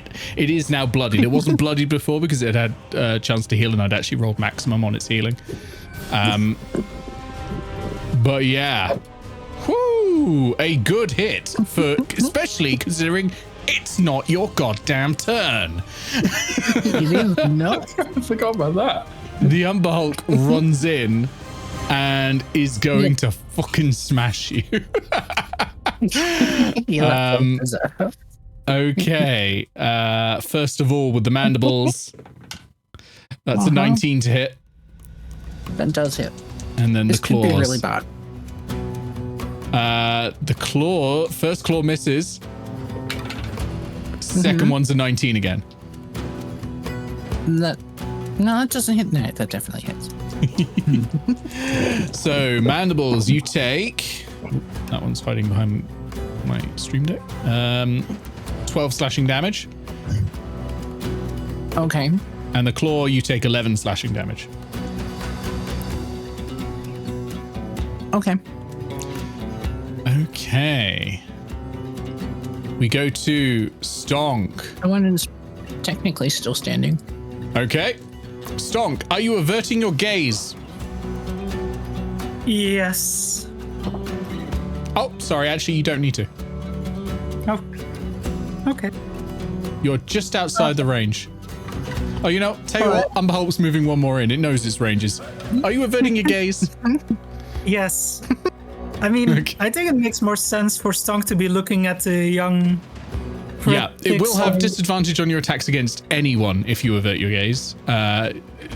D&D doesn't have facing rules. Technically it does, but there are variant optional ones that no one uses. Okay, but that's fine. But yeah, it's your turn. Stonk is, well, first, does anyone remember how much HP these little bastards They're have? minions, right? These ones are minions, so if you hit it, they die. Okay. If they fail a save and take damage from that, they die. If they pass the save, you've got to deal enough damage to kill them, which you worked out to be somewhere between 6 and 10. Okay. Stonk's going to cast Thunder Wave at these 3 bastards. Okay, you can cast it at 2 of them without getting Bob, or 3 of them and get Bob. Can Stonk not do it so that he... Bob? Yeah, Not with I guess. Bob in the current position, no. Yeah. They should have been switched. Oh well. It'd probably be a bad idea to us. Yeah, I guess he'll target 2 of them. Okay. And they have a con saving. Con saving throw. Okay, so for the first one, natural 2, that's a failure, so that one's dead. Second one, natural 2, that's a failure, that one's dead. Okay. Nicely done. Obliterated. Yeah. And a Yeah. loud noise echoes for 300 feet.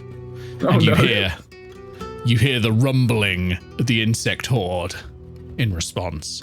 Now, I will say that's not because you did Thunderwave, that was happening anyway. I was... But yeah, it does It rumble was for just 300. dramatic. It does rumble for 300 feet though. But it was coming. They were coming anyway. Okay, we go to Bob.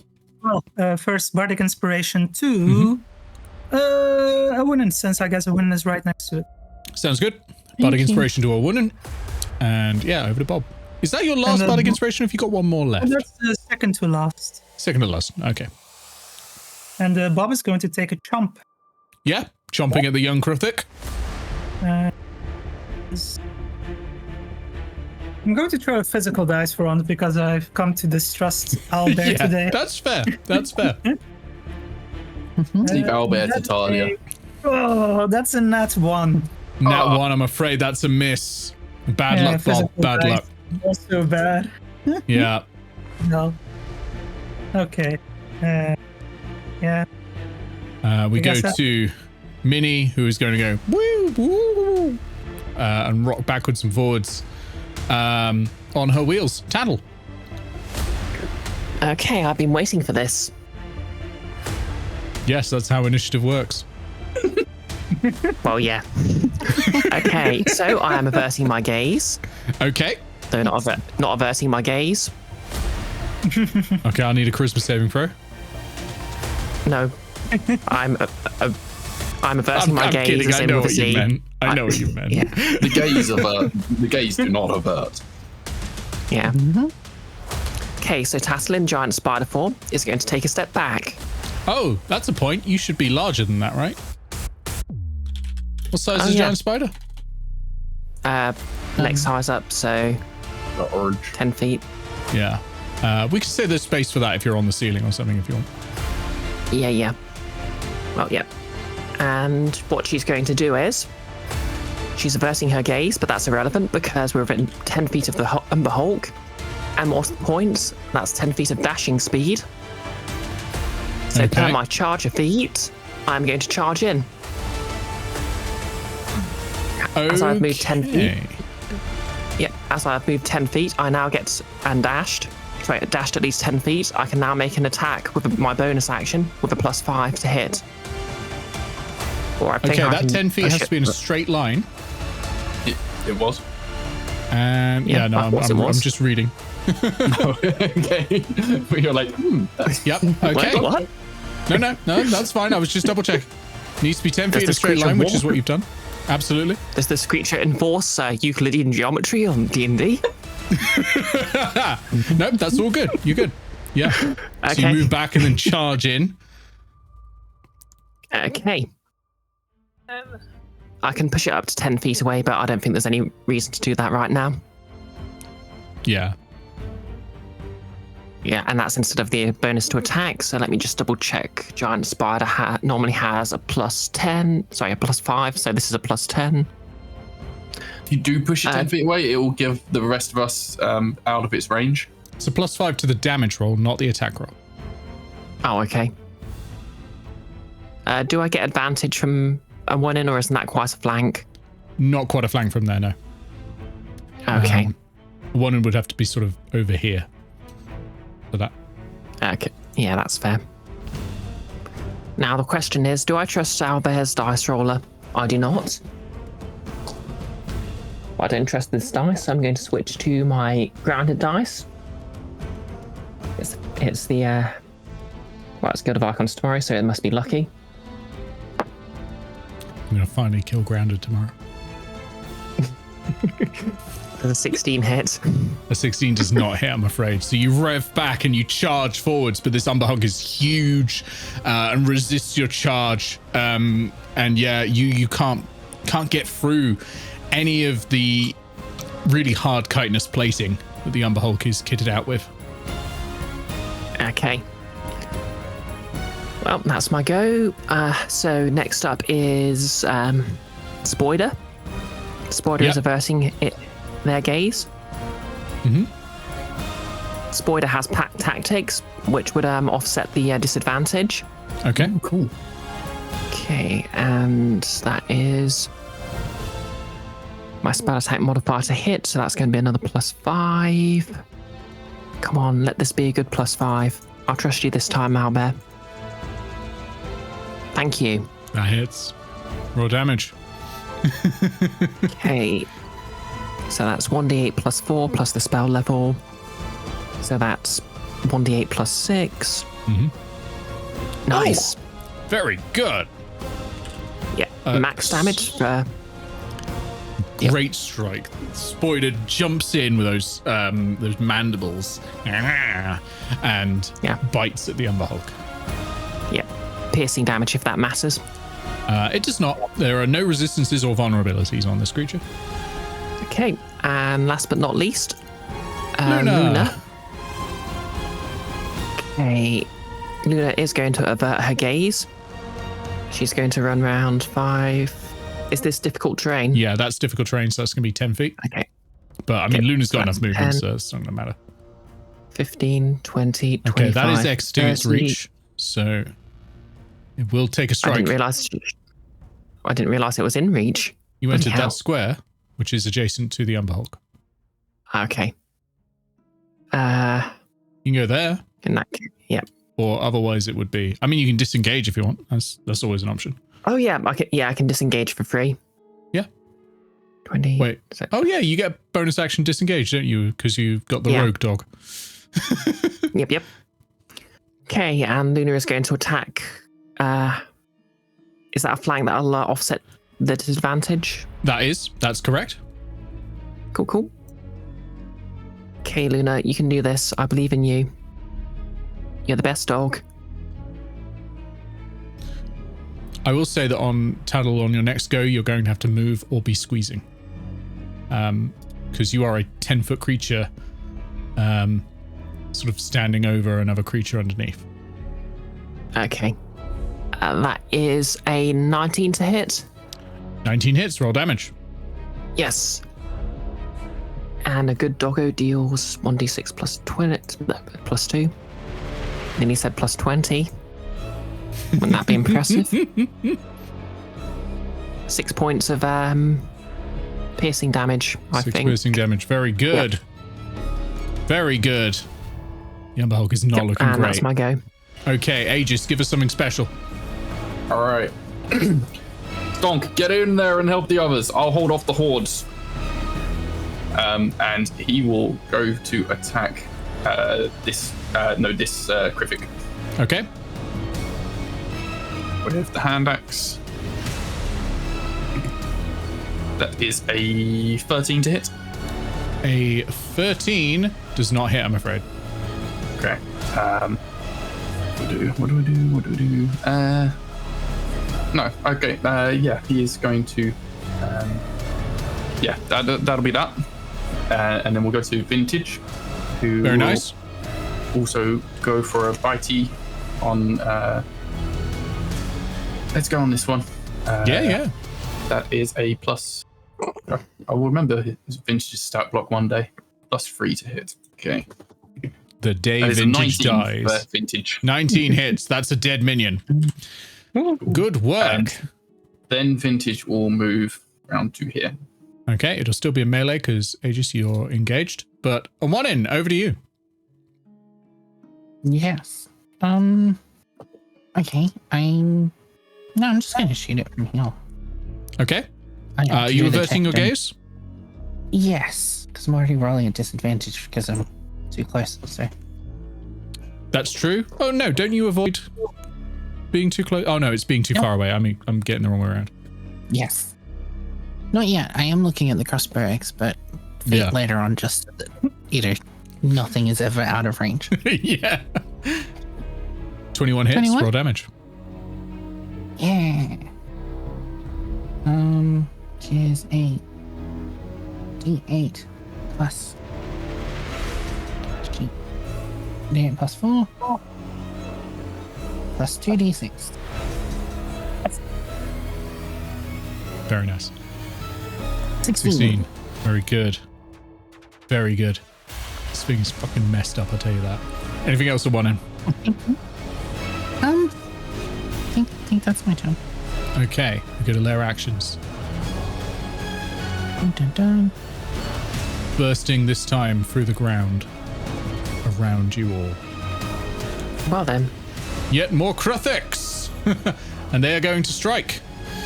So, 3 with advantage against a 1-in. Oof. That's not great, actually. That's not going to hit. First one. That's a 13 to hit. Second one. 16 to hit. Third one. Nope.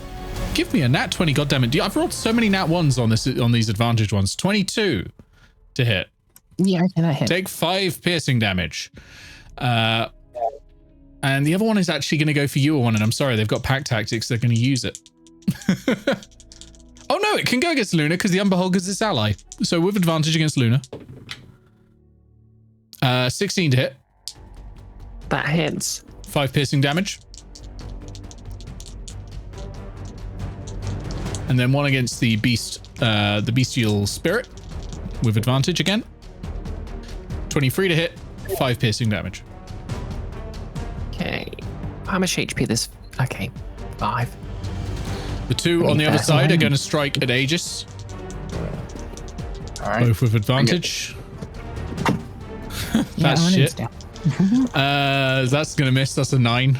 And the second one, still no nat 20s. But that's a natural 19, so that's going to hit with the modifier. That's not going to hit. No? Oh, right. A natural 19. I see. Yeah, natural 19 plus... it's 24. Okay, that hits. Take 5 piercing damage. 2 piercing damage. Yep. And then the Umber Hulk is going to disengage and run through the rock over to here. And that's its go. Stonk, over to you. Oh.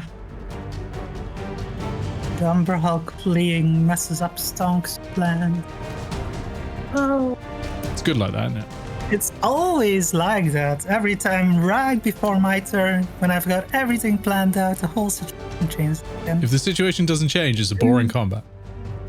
That's true. If that helps, I can give you a... Yeah, that was Spencer's point out. Wait, Hey, how far is Stonk no, no, currently from...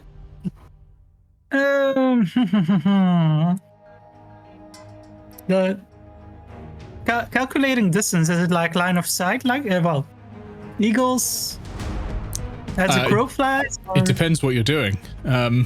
It'll depend exactly on what you're doing. or for a spell? What is the spell? I was thinking Dissonant Whispers. Does Dissonant Whispers require that you can see the target? No, just has to be within range and able to hear. Wild. You appear to be able to do that one. Wild. You don't even need to. Yeah. No, that's cool. I assume that Umber Hull can hear that it's not dead. Let me check that actually. It can hear. Okay. Yeah, I guess Stonk will stick to his plan. I was going to do it so it would have to take a bunch of attacks of opportunity, but even without that, it's still good. So yeah, Dissonant Whispers has to do a wisdom saving throw. Okay. That is a 13. Does not save. Okay. And it's been upcast to 2nd level, so it will take 4d6. Spicy. Second, and must immediately use its reaction if available to move as far as its speed allows away from.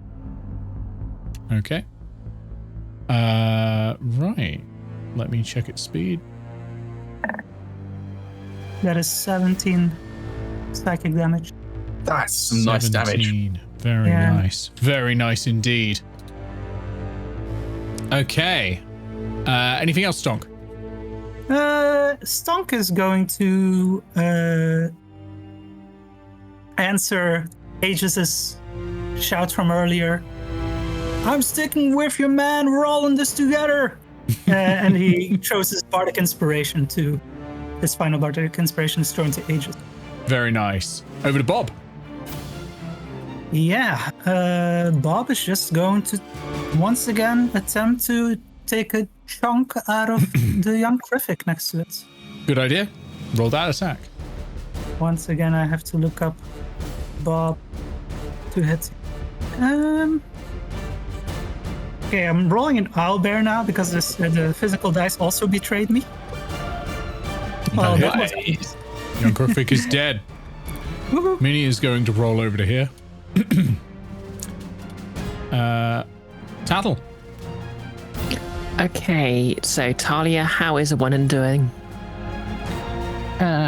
Upside down, like a Cooper that's been stomped on. Unconscious, making death saves. Actually, Wannen, which hit knocked you unconscious? Well, you only hit once. Oh, only. Well, that's all right then. Okay. Really tempted to try and go, take the hit from,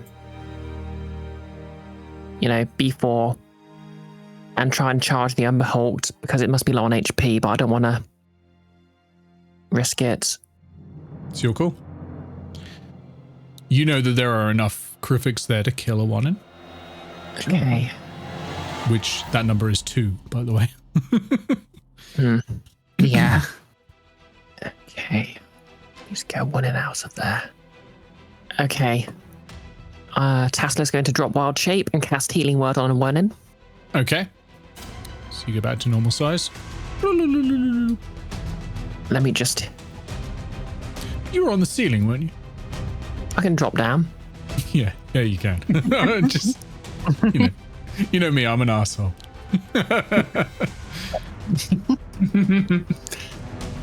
Yeah, let me just double check how much I'm rolling for that. Yeah, okay, I'll save my last 2nd level spell. Do you reckon you'll need a 2nd level spell slot on one in, or are you okay with just a 1st level spell slot? A Wannen says nothing. Talia. It's only an extra D4 if that helps. I can use my bonus action to do a heal. I've got a spell scroll of healing spirit, so Okay, cool. I relieve myself. Yeah, just 1st level then. Okay, so that's going to be a D4 plus my spellcasting modifier, which is 5. Okay, 6 points of 6 points of healing. Kill them.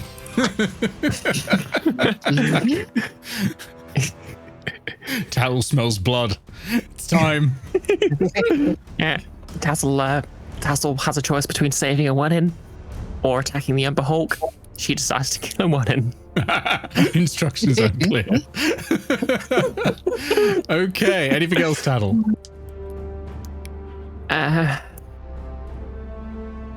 See, I'm out of wild shapes. No, I'm done here. Okay. Spoiler is going to attack the young Krippik. Yep, go for it. Now. Which one? Yep, now. This one. Got it? Now, because Tassel is within 5 feet, Spoiler has advantage. Yep. Nice, thank you. Pack Because tactics. of pack tactics. Yep. It's a good thing. They've all got it. That's how I was able to drop a 1 in at all, I think. Okay, that saved me from a natural 1. Does an 18 hit? 18 does hit. That young Kruthic dies. Very nice. Luna. Okay. Luna is going to attack young Krippik. B5. B5? Yep. Okay, owlbear dice. I'll trust you this time. Do not betray my trust. My other dice are watching. They know you're replaceable. I mean it. Oh, that is a miss, I'm afraid. Bad luck. Well, Yeah, there's Luna's going to bonus action disengage. Mm-hmm. And comes straight over. And yep, come over here. Looks up at you and just pants. Yep. Aegis, over to you. You do now have advantage. Pants is Tassel the, uses either hand to pet both Spoiler and Luna, by the way. Not that Yeah, pan. no, That pan is a warrior thing, and Luna is an expert. I was gonna say. All right. Okay, so Aegis is gonna smack this young Krippik. Great. Bad beastie. Smart. You've got advantage. Fucking hell! What a time to use a nat 20. I didn't Okay. even have to use the advantage. It's dead. Great. All right. And we'll run in. Wait. Can I go diagonal? Oh no, I'd have to go around that, wouldn't I? You got to go around the rock, yeah. 5. Everyone okay down there? Vintage, get in there and help. Better. So now Vintage will run 1, 2. Wait, what is the speed on these dogs? 40 feet. Good Yep. shit. 40 feet. 3, 4, 5. 6 to there. 6. 7, 8. That's I think it will difficult terrain. stop there so it doesn't take the attack of opportunity. And That's smart. it will go for this one. Good This is a melee, shout. so no advantage. Indeed. All right. That is a 18. 18 hits. That Nom, nom, nom, terrific nom, dies. Very nice. A 1 in. I disengage. Okay.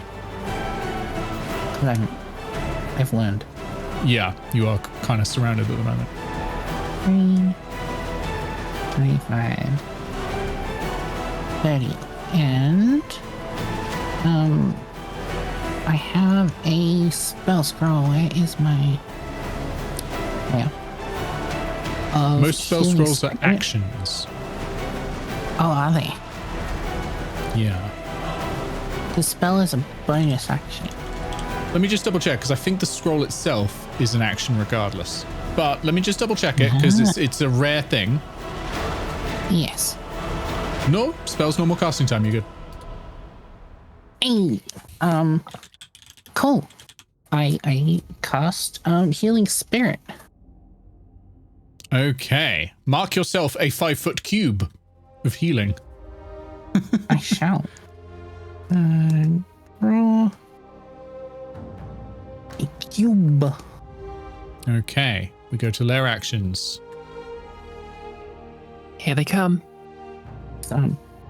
It manifests as a school of the little cleaner wrasse fish that operate the cleaning stations on the reef. How evil am I going to be? Summer, roll me a d6, will you?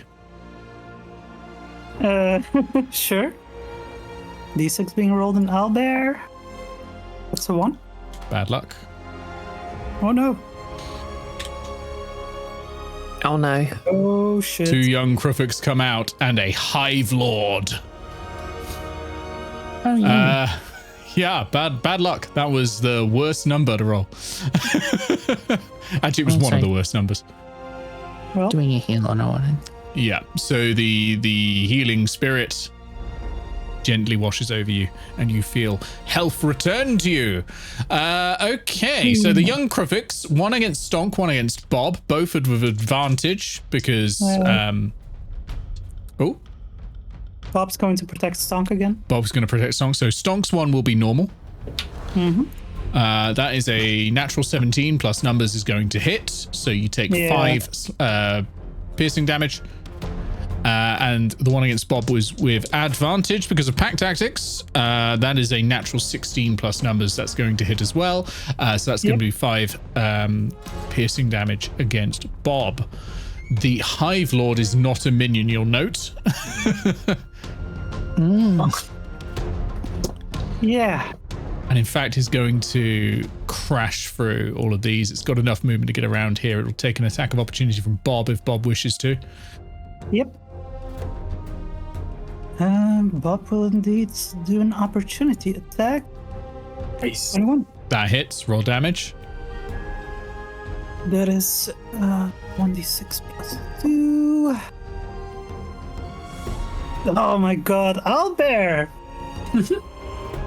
Not once, all over the place. So 3 damage against the Hive Lord. 3 damage. Okay. Lovely. 3 damage against the Hive Lord. I will pop that in. No. You'll notice this is Hive Lord H.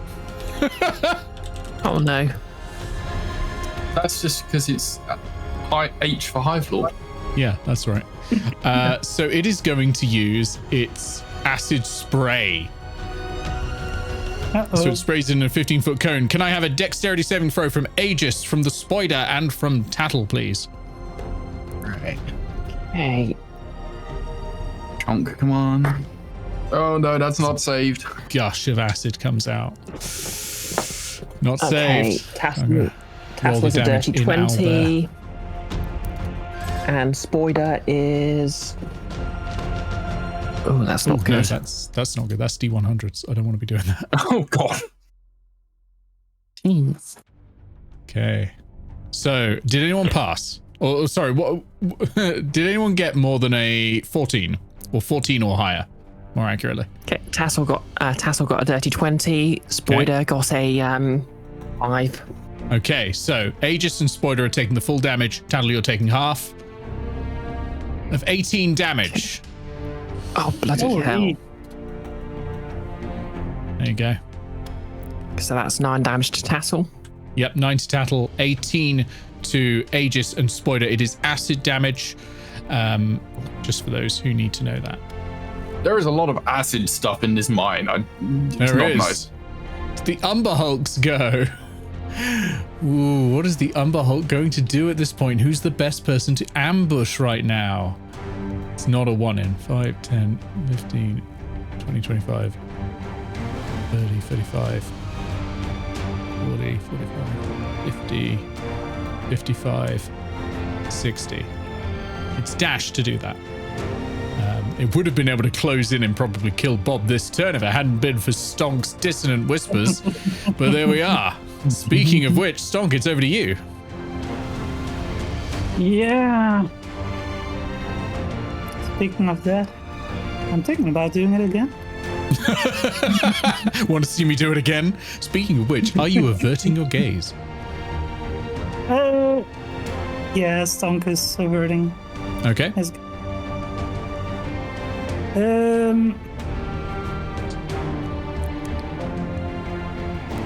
I forget with dissonant whispers when they have to run away from Stonk. Is it like in which direction would it be? The direction from which It'll be dissonant away whispers- from you. So it'll be just as far away as it can get from you. Would that make it burrow into the wall? No, because it would go slower if it did that. So it has to use its fastest movement. But like, for example, if Stonk did it now against the Hive Lord, would it go to the east or to the south? You're not sure, and I might roll a die to determine it. Okay. You could always reposition to force it to go in a certain direction. But yeah, that's kind of what I'm wondering, how... Like, if you move to there, it's got to go east, right? But where you are, it can go south or east, and that's my choice. Okay. Well, to the east would be interesting because of hilarious. Actually, it can't move through Aegis space, come to think of it, so... So it's just running. It would be Aegis. stuck going south, actually, regardless. That's a good point, if you just whispers it. Oh, okay. It's less interesting. This is a different one. If it goes south, does it run into the Umber Hulk? It's not going to do any damage if it does that. But it is going to block the They're Umber technically Hulk. allies, so they can move through there. Okay. Be difficult terrain. Okay.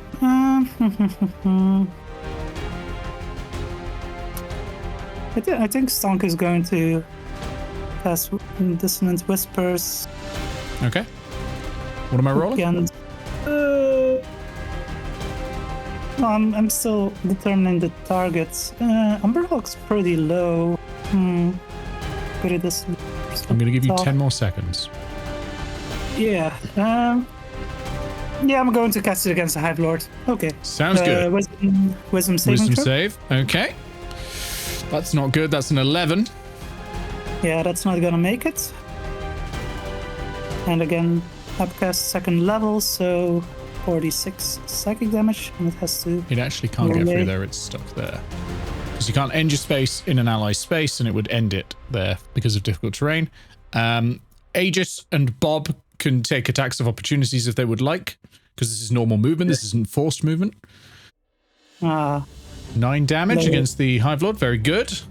That's 3 times the amount of damage it had taken so far. It's 17 to hit from Aegis. 17 will not hit.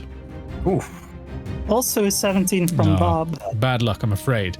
These ones are covered in these heavy chitinous plates. Okay, we go to Bob. Yeah, Bob's going to take a chomp at the Graphic in front of Stonk. Okay. So this one, just... That one hit, I'm afraid. Bad luck. Yeah, He's bad luck all over. Whoop, whoop, whoop, and run away. And the Krufik is going to take a strike at it. No! Vinny! Oh, is that going to hit? 17. I've got to get the goddamn object statistics up. It is made of steel. No, its AC is 19. Okay. Ow. Tattle. Hey. Okay. Tattle has about had it with these bugs. With these mother effing bugs in this mother effing cave. It's okay. So she's... On my stream, you can say motherfucking. I choose not to because it's funny. No, it's for Summer's benefit at least. Okay. Okay, so Tattle's going to look towards Spoider and whisper, "Yeah, good job, Spoider. You can rest for now." She's going to peer over the ledge and cast Flaming Sphere here. Ooh, nice. Okay, what can I use to represent a Flaming Sphere? Okay. There's a flaming circle thing, isn't there? Is there? In Okay. Props. Props. Oh, thanks. Okay, so that needs to be 5 assume it's not that size. Yeah, it's just 5 feet, I think. Yeah, that's right. Yep, It's a 5 single foot square. sphere. Any creature that ends its turn within 5 feet of the sphere must make a dexterity saving throw. The creature takes 2d6 fire damage on a failed save or half so much on a successful one. As a bonus action, I can move the sphere up to 30 feet. If I ram the sphere into a creature, the creature must make a saving throw against the sphere's damage, and the sphere stops moving this turn. I'll be ramming that into the Ember Hulk, please. Is it a bonus action spell? It's an action to cast the spell and a bonus Then action go to for move it. the spell. Absolutely. Yep. Yep, that'll be a dexterity saving throw from the Umber Hulk, please. All right. Ooh, that's not good. That's an 11. That does not beat my spell save of 15. No. Okay, Come on, 2d6 Umber Hulk, fire it's the finale. damage. Get it together. Stop rolling d10s, Umber Hulk. Yeah. Just got to run in there and That's kill a 10 dog. points of fire damage. 10 points of fire damage. Very good. Very good. Spoiler. Voider has left the game. Ah, rip Spoiler. Yeah, because it's Luna. concentration spell, so Oh, they've of been course. they've been sent back to their home dimension. Yeah, they've been entirely discombobulated. They've been sent back to whatever plane spirits come from, Nick. They'll be back when I cast the spell again. They're in the null zone now. Luna. Okay. Luna is going to attack young Krific B1. Okay. A natural one probably doesn't hit. No, unfortunate. Aegis. Yeah. She's going to disengage. Oh, yep, of course, because bonus action disengage. 5, 10, 15, 25, 30. And she's going to hang around with a 1 in. That sounds good. Okay. Aegis. Excellent. Aegis. Aegis is going to. First, he's going to second wind. That's what I'm Good going to do. shout. Good idea. Yeah. Oh, I need a D10 for a second wind. Here we go. Ooh, that's max. Very good. 40, Very good. up to 28. Almost all my health back. And he is going to shout down, Tattle, take care of the little ones. I've got this one. Charges back at the Hive Lord. Acid hurts. And he will swing with his axe again. Aegis runs in essentially shouting, oof, owie, my bones. Yeah, and bounces straight off the axe. So we'll action surge and attack again. Okay. And this time I'm going to roll in the owlbear because the chonk has been failing me the last few times. So Yeah. go. 5. Ah, damn it. That's not going to hit, I'm afraid. This thing's carapace is even harder to beat than the Umber Hulk's. Vintage. Vintage is me. Yeah, Vintage will attack the young Krific in front of him. Okay. Plus 3 to hit. Not 30. There we Oh, go. that That's hits. dead Krific. Yeah, that's a dead Krific. Very nice. Very Okay. good. And we'll pop down here to Tattle. Okay. A 1 in. Tassel pet vintage. How is Luna doing for health? Luna just took the acid damage, right? She's down 18. No, Luna hasn't taken any acid damage. Oh no, it's the Luna's not. spider, wasn't it? Yeah, that was Spoiler. Luna's down to 18. So she can be healed for a bit, but she's more or less okay. Oh. Okay, well, I get 1d6 healing. Start of my turn. Do that. And then I'm gonna shoot at B2, I think. Okay. Yeah. My healing shoot at B2, which is a D20 plus 8. I think that kills it. Think that does. B2's dead. Very good. Very good. How many nat 20s have you had this session? I know, This second right? half has gone bananas. Okay, feel free to use the rest of your actions while I bring in the next section. Yeah, I'm gonna move down to here and then use my bonus action to move the healing spirit with me. Oh, Boom. Come in. hello there. They're coming in from the ground. And that one's going over Vintage there. is snarling. Vintage is snarling. Tattle, I'm just going to put you on a square. Right. The adult is going to strike Vintage with advantage. The two young'uns are going to strike Tattle. Oh, it's an adult. Oh dear. Yeah.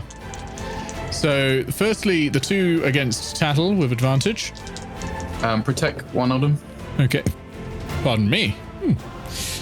So that's a unnatural 20 on the first one, and the one with protect is a natural 17. So both of those are going to hit Tattle. So 10 points of slashing damage. Ouch. And the adult has multi-attack. So 2 strikes against Vintage with advantage. Ooh. Oh, stab or spike? Oh, spike is ranged, so we'll do stab. So that's a natural 18 on the first one, so that's going to hit. Yep. And on the second one, that is a natural 16. Yep. Okay, so Vintage is going to take 17 points of piercing damage. Oh, dang. Yeah, that was a high roll. That was a high roll. Oh, and one young Krufik is striking against a 1-in. Ignore me, I've just knocked over 7 things on my desk in one go. Jump. That's poor, actually. Actually didn't even have advantage, so it's not going to hit. That one. So that's those Krufiks, the 2 in front of Stonk and Bob. So with advantage against Bob, and then not with advantage against Stonk, because I'm assuming Bob's doing the reaction. Yeah. Yep. So that's a 19 against Bob. Hits. And that is a nat 20 against Stonk. But minions don't roll dice, so it doesn't get doubled. So 5 against each of you. Finally, I get a nat 20. It's been the entire set. I've rolled so many dice. Bob. And Nearly it's not down. a fucking minion. Then it's the Umberhulk's go. The Umberhulk is starting its turn next to this fucking abomination. Is it when it ends its turn there, or is it when it starts its turn there? Yeah, when it ends its turn, or if I ram it into it. Okay. 10. Can it move through it? Is that allowed? Squeeze, right? It's not an enemy. So, yeah. 10. I mean, yeah, it can squeeze through the right-hand side, which will be difficult terrain anyway. So 10, 20, 30. No, it's stopping there. It's going to strike Aegis. Bring it, beastie. The Umberhulk does not have pack tactics, though. So, Fuck for that. 2 claw attacks first against Aegis. Oh, that's not great, actually. An unnatural 20 to hit. Oh, that hits. And a 16 to hit. The second one does not. And then the mandibles. That's a 22 to hit. Yeah, that'll hit. Okay, so mandibles and 1 claw. Do the mandibles first. You take 12 slashing damage. And then you take 12 slashing damage. 9. So 12 and then 12. 18. 18 total for you because you've got the heavy armor master. Yep. And the Umberhulk actually has to stop its turn there, so I will give you an attack of opportunity if you want Aegis. Okay. Do this. All right, Owlbear, this time. You have advantage because it was squeezing when it moved. Oh, cool. And then we will go to Stonk. Crit. Aegis isn't Oh, Aegis, Nick. are you hiding your Look where eyes? it's finishing. Look where it's finishing. Oh yeah, sorry. Yeah, I'm gonna make that save, aren't I? Yeah, it's adjacent to your sphere of ouchie. That is a 13, which is not gonna beat it. So roll your fire damage. Aegis, are you looking or not looking? Not looking, I guess. He knows about this thing from everyone else shouting. And Okay, whatnot. make your strike with disadvantage. Okay. 9 I points guess of fire, that by the way. 9 points of fire. because Thank it was squeezing, that cancels out the yeah, so it's advantage normal. from before. Okay. 19. 19 will hit. Whee! Roll damage. This could be good. This could be good. Finish him. 5 damage. 5. Okay, so here's what happens because these two sources of damage hit instantaneously, right, at the same time. Aegis, you strike as a flare of fire launches from the ball, and it hits your axe and makes the axe glow bright with flame, and you sink it into the Umberhulk, burning through the Umberhulk's insides, and the Umberhulk dies. Yeah, he's pulling up his shield to shield his face and just swinging wildly with the axe. Neither source of damage was enough to kill it individually, but combined, that did it. Hell yeah. Very, very nicely done. These bugs are still fighting. But I will tell you this for free, no new ones will arrive. Because let me tell you, I had more ready. Oh, I believe it, Nick. Every turn they were going to arrive until the Umber Hulk died. Okay, Stonk, over to you. Okay, so I have to deal with what's left here. Stonk, I can do with a hand. Those two What young kind of Cruffics a really hand? A have been bugbear hand, or a human hand, or a dwarf hand? A healing the hand. most valuable insectoids over there. Oh, just God. parrying constantly. If Stonk moves, he's going to take 2 opportunities. Yeah. Oh, you don't have the word one. Fine. Yeah. Only a touch to heal. At least no one has to worry about looking away anymore. Well, Stonk still got HP, so he can tank 2 opportunity hits if need be. Yeah. So Stonk is going to move away from. Okay. The shield reaction, the protection has already happened, so it will be at advantage on both attacks. Natural 18, Yep. natural 17, so both of those are going to hit. Yep. So that's 10 points of damage. Okay. Thankfully, we healed full. Even though it cost me a spell slot, that would be coming in really handy right now. I see you drawing a square towel. For a second, I thought it was Nick, and I was like, "Oh God, what's he bringing in now?" Just thinking. Just thinking. I see you planning. I see you scheming. You see me getting ready to spend as little time on my turn as possible. You're welcome. I approve. I approve. All right, Song, what's happening? Stonk is casting Cure Wounds, not Pure Wounds. Pure wounds. Nothing but wounds. Everyone has it in for Aegis. Not quite as good as cute wounds, I'm afraid. On Aegis. Okay. That's Cure wounds on Aegis. 2d8 plus 5. And again, shitty roll. 9 hit points back to Aegis. I mean, on the plus I'll side, take it, I'll Stonk, take it. like, that creature is now in your reach. So if it moves away from 10 feet around you, you can take an attack of opportunity against it. The Cruffic Hive Lord, of course, is... I mean, you've got long arms. You can attack from there if you need to. The one.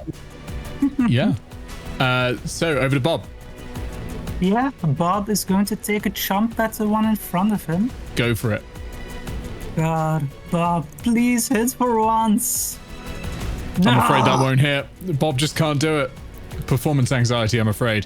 Mini is going to go boop, boop, boop, boop. Over to there. Tattle, make an explode. Okay. Tattle is going to cast Thunder Wave. And Stonk, you're just close enough to realise she is basically... she's singing the song in Druidic to try and cover it up, but you recognise the melody. It's definitely one of your songs.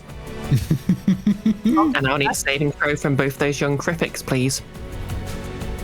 Okay. So, first one. Ooh, 18. Second one. That 7. passes. That doesn't. Okay, so roll damage for the one that passes. Okay, that's 2, 8. The other Just do one, this as a with our minion, best. will die anyway. You've just got to beat the hit point maximum. Does it beat? Does 7 beat it? No, because it would be half to 3. Oh yeah. Oh well. On the other hand, And for her, nice. yeah, could be worse. And for her bonus action, the flaming sphere is going to ram the Hive Lord. Dexterity saving throw, please. Okay. Ooh, 7. That does not pass. No, I didn't think so. That's 5 points of fire damage. Very nice. Did we play? Okay. Luna. Okay. What would be the most advantageous move here? A 1 in. Do you need any help getting out of there, or will you be okay? Should be okay. Okay. In that case, Luna's going to hop down here and take a bite at the adult Griffith. This is going to be a melee either way, so... Okay. Okay, that's one to hit. And that's a 2 for a total of 6, which I'm going to guess it doesn't hit. No, it doesn't, I'm afraid. Yeah. Bonus action disengage, and I'm going to head back over to a 1 in. Yeah, I think I can just about do that. Aegis. All right. Now's the time.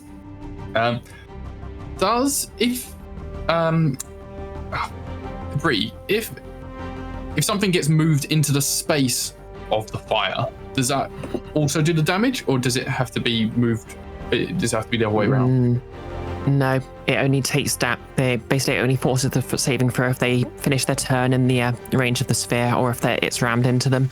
I guess the idea is they need to stick around there for it to be hot enough, or it needs to be shoved straight into them. Yeah, I was wondering if I could shove the Griffith into it to activate the damage, but fine. I'll just hit it then. Yeah. Or a second. What is? Let me just checking the details on Commander Strike. It's also generating a 20-foot radius bright light, if that makes a difference to anything. It's all good. I'm just gonna smack it. Yes. Right. Let's go, Owlbear. 20. That'll hit. Not natural. All right, and I will make this a menacing attack. So that is a D6 plus D8 plus 3, and then a DC 13 save. Yeah, DC 13 Wisdom save. And 12 damage. 12 damage, because it has indeed natural 1 to the Wisdom save. Oh, then it is frightened of me. Ooh, that's good, and I'll tell you why in just a second. That's very good. Okay, Vintage. Oh yeah, Vintage is me. Vintage will bite. I think he wants to get rid of the young Griffith because that is giving the pack tactics at the moment. So yep. That is that plus 3 to hit. Go Vintage. 14. 14 will not hit, I'm afraid. Oh, really? Their AC is 16. They are covered in this plate armor, basically. The adult has an AC of 18, and the Hive Lord has an AC of 20. And Vintage will action. Well, not action. They're not action surge. It's the pant action because that's bonus. Second winding it. So, yeah. 1d10 plus 4. Okay. A 1 in. Yes. How are Vintage and Tattle doing? Vintage is okay. Tattle has no more wild shapes left, so she feels quite squishy, but she has... she's about half HP. Not quite bloodied. No, wait. Yeah, just on bloodied. Okay. Okay, well, I'm gonna step here and try whacking young Kurthik C1 with the Salad fork. the salad fork. Them's the words. Okay. Salad fork was because I couldn't remember the word trident, but then I couldn't remember the word salad fork. So. You tried. And... All right. Roll well. Shove it into a car and it makes 3 dents. Hey. Terrible. That is a miss, I'm afraid. Excellent. And for bonus action, I move. Dealing Jimmy Watson's over there. Okay. We go to lair actions. So what's going to happen?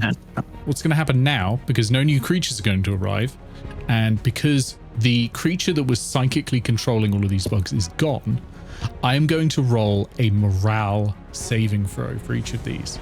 Because they have just suddenly snapped out of it, and they're in a fight, and it's like, are they going to flee? It's basically fight or flight response, right? The Hive Lord is going to roll at disadvantage because it's frightened. So it's just going to be a wisdom save. And it is a DC 10. but at disadvantage. 7. It's going to flee. And the minions will roll at disadvantage because they're minions. Ooh. 3. Okay, so B5 is still in the fight. The other 2 are gone, and the adult will roll normally because it's doing fine. And it rolled a 4. Never mind. Everyone's fleeing except B5, who is ride or die. The fight or flight. Oh no, there's H1 and H2, the 2 classics who, you know, can't be stopped. Can they be stopped now? No. How about the other one? Yes. Okay, so H1 is still in the fight as well. H2 is going. They're just slow to react. They're going to use their actions to go now. They're going to burrow through. Bob can take a reaction to strike it. No, Bob can't take a reaction to strike it. Bob's used his reaction to protect Stonk earlier. That was in the previous turn. That was before Bob's go, though, right? Yeah. Yeah. So, reaction comes back on your turn. Well, yeah, that was before Bob's turn. Bob's had a turn since then. Oh, did Bob not use the protection reaction? Oh, well, in that. Oh, yeah. Yeah, no, absolutely. Go for it. Sorry. Yeah, you're quite right because Stonk moved. Sorry. Yeah, go for it. Yeah. Natural 20. Finally. God. Bob can't stand a coward and deletes young Krufik H2. Does that get H1 as well? Because it's a crit? No. Hive Lord H is running away as well. So Aegis and Stonk, both of you can use your reaction to strike. No, that's not going to hit. That's a miss. Stonk, are you going to do a reaction? Yeah. Just had to look up the hit chance. Bonus. Ooh, bad luck. But it's running away. Like, you don't need to hit it. You better run. Young Krufik C3 is running away as well. Tattle and Vintage, you can do it. Adult C is going to be running his way, though. Vintage might want to do it on that one. I don't know. Oh, yeah. Tattle's going to lash out with her machete. And C1 is running away if A1 wants to do one. Oh, these attack opportunities are sucking. Wow. Has turned on us after we killed the... After you talked shit about it for the entire session, it's fed up. I mean, it's not turned on us. It was against us the entire time. True. Did you have advantage there? I shot it. No, I had disadvantage. Oh, right. Okay. Because I shot it. So you missed on that as well. Yeah, they're beasting it away. Because you rolled a 7 and a 17. Oh, do you have plus 10? Oh, then that would hit, plus actually. 8. Plus so 8. It's a 9 plus 8. Yeah. Oh, 9 plus... Sorry. I'm just not used to Ranger modifiers, honestly. Yeah, so that one's gone. That one, you know, it starts running off and you just turn around, 360 no scope it with a bow. No, not having that, says a 1 in. Okay.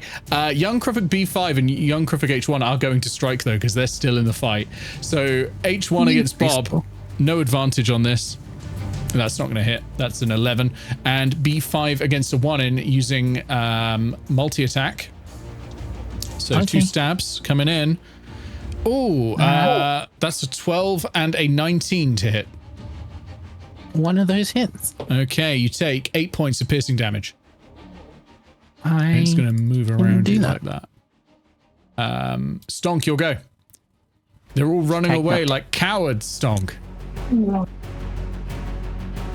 Apart from Krufik H1 and B5, they're still in it and attacking your dog. Yeah. Since the Hive Lord is running away, I think Stonk is gonna target H1, especially since Bob is very bloody. Yeah, Bob's in danger. I could do something fancy, but I think I'll just throw a vicious mockery at it. Yep, okay. It's gonna insult the young Krufik. So, charisma save. Wisdom. Wisdom save, sorry. Young Krufiks have no plus to wisdom. That's a 13. Nope. Okay, it's dead. You insult it to death. You just look at it, say something extremely rude, and it dies. Disgusting. Perfect. It's Bob's go, but Bob can't actually like reach any enemies, so you can... I mean, you can have Bob do whatever you want. Minnie's gonna just go boo boo boo like that, or just like that. I don't know. Minnie's not getting in the way. Tattle, Bob's young getting- Crific Bob is can still up, but yeah, Bob stands on Minnie. not gets in, but stands on. Has Bob done his pant for this session? I'm just pressed. Is what? Has he panted here? His second wind. It's not actually called pant. I just called it that on the vintage stat block. I forgot about second wind. Yeah. Total Bob's compare. wind. Remember, psychics can also be people, Ben, so it'd be very weird if you had Cedric stood there go and regain a D10 in hit points. Cedric wasn't a warrior. A warrior would No. dance. Oh, right, okay, understandable. I'm seeing Aegis in a new Okay. light now. Do I get some healing one in? You do. 1d6. Ooh, nice.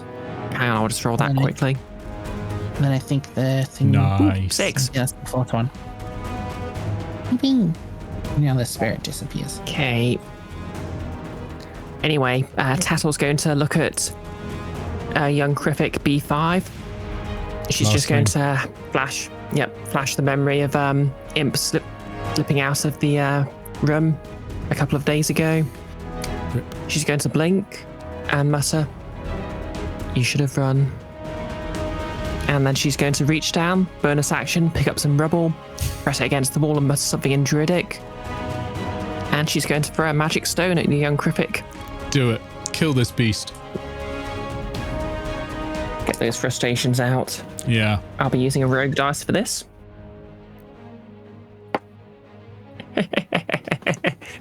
You're not going to believe this. Oh, is it nat 20 time?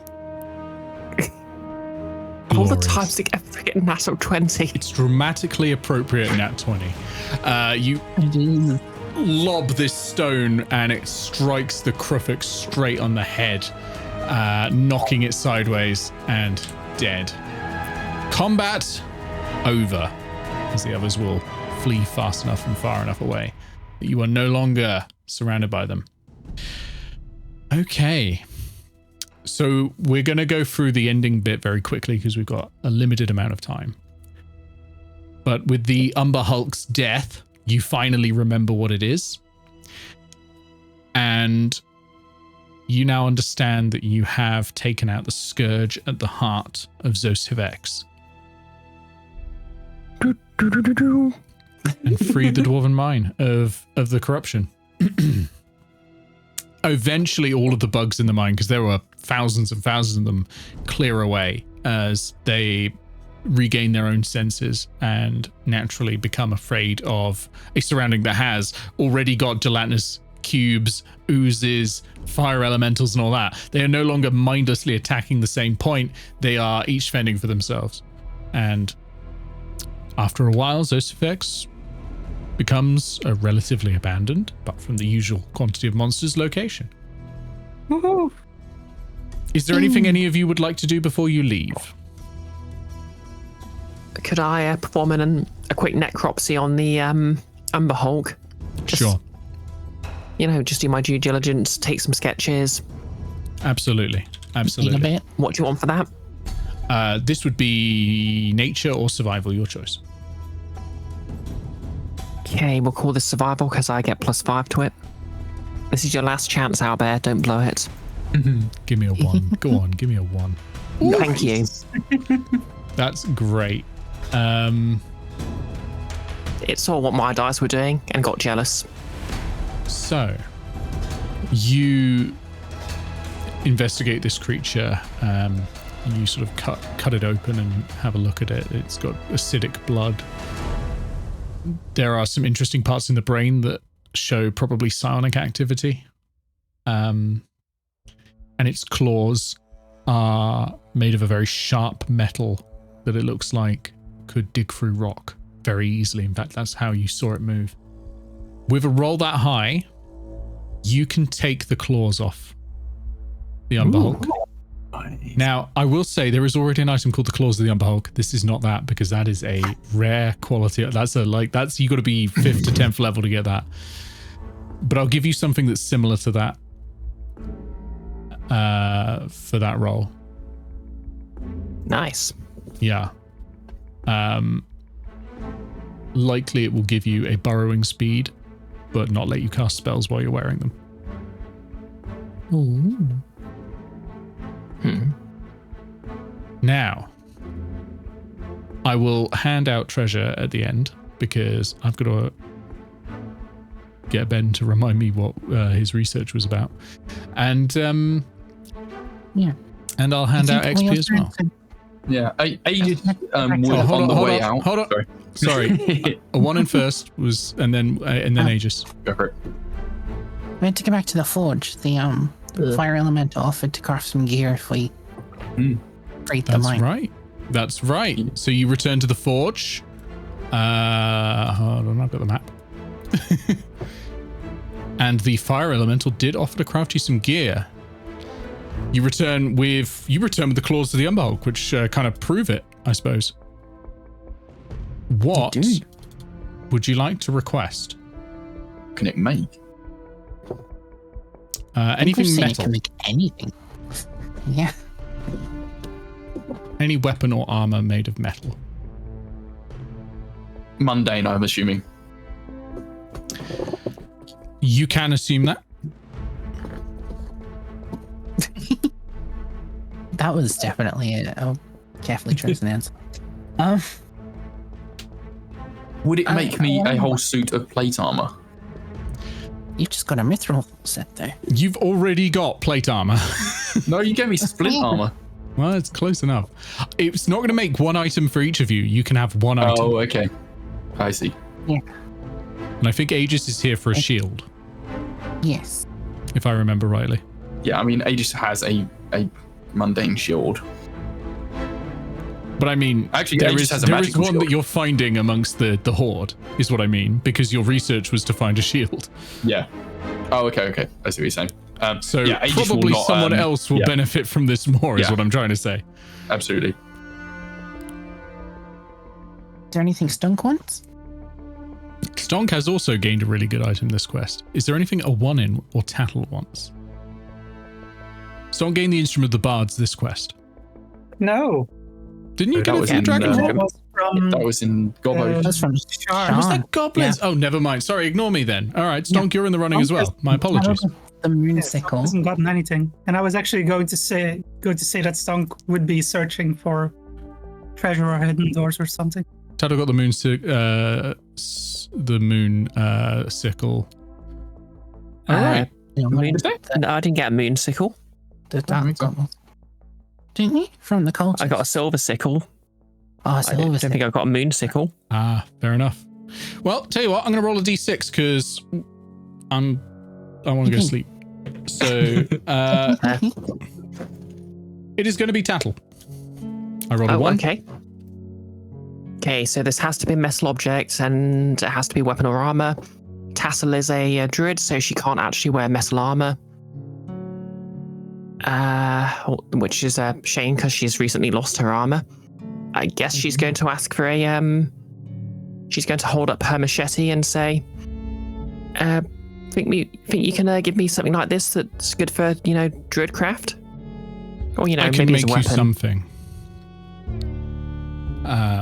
But my materials are limited. All I have is this, and starts working the forge. It takes about an hour to work this forge, and you receive a weapon. Sorry, what weapon type did you say? Short sword, or was it? A machete would be a Machete. schemata mechanically. Right. So you receive a scimitar made of adamantium. So adamantine weapons do, I think, bonus damage against buildings and objects. Ooh. I thought it Nice. was something again about crits or something, wasn't it? Or is that the armor? Yeah, that's the armor. The armor Whenever an protects you from adamantine crits. weapon hits an object, the hit is critical hit. Ooh. Yeah. That's pretty cool. Yeah, it'd be Yep. great if you were using it against, say, a Freyan's turret. But sometimes if you need to break down a door, that's the thing to use because you will crit against it.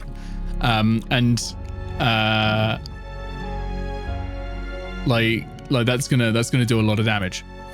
If it had been armor, it would have been adamantine armor, which nullifies all crits against you. But an adamantine weapon is very, very good. It is. Okay. And now you all And then- leave, and I will actually. Oh no, sorry. Is there anything else? Was there anything with the ghost? Did we have to go Yeah, back there? Aegis would want to go back and like let Mardred know that like she'd been avenged and all her people. She nods at you. You see a faint smile on her face. And she vanishes into the ether.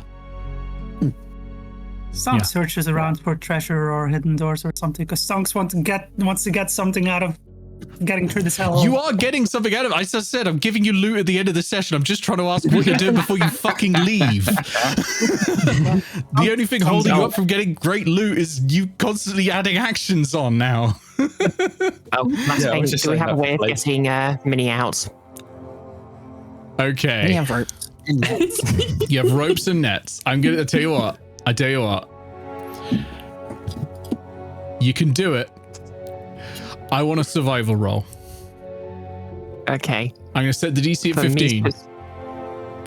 Okay. From you specifically, this was your idea. I need a survival roll. This is the get all the rigging up. You can have advantage because the others are helping. Okay. I need a 15. Survival. Okay, to be fair, this is a +5, so that's one of my better stats. I have advantage. Yeah, but this is Owlbear. You never know. Oh, why, Owlbear? Why can't we have the little robot friend? You're winching her up, and the rope snaps, and she collapses to the bottom. You just Is she at least okay? She lies there sideways, her wheels sort of squeaking, and you leave her there. Nah, I'm kidding. You can have her. You got infinite time. It's fine. Why did you do that to me, Nick? I'm evil. All right, we're gonna go to the action screen, and then I'm gonna give you your actual loot. Okay. So I'm gonna go say goodnight to everyone. Good night, players, and thank you for playing. You've gotten to the end Thanks, of the Dwarven Nick. Mines. We finally did it. Woohoo! And no one died.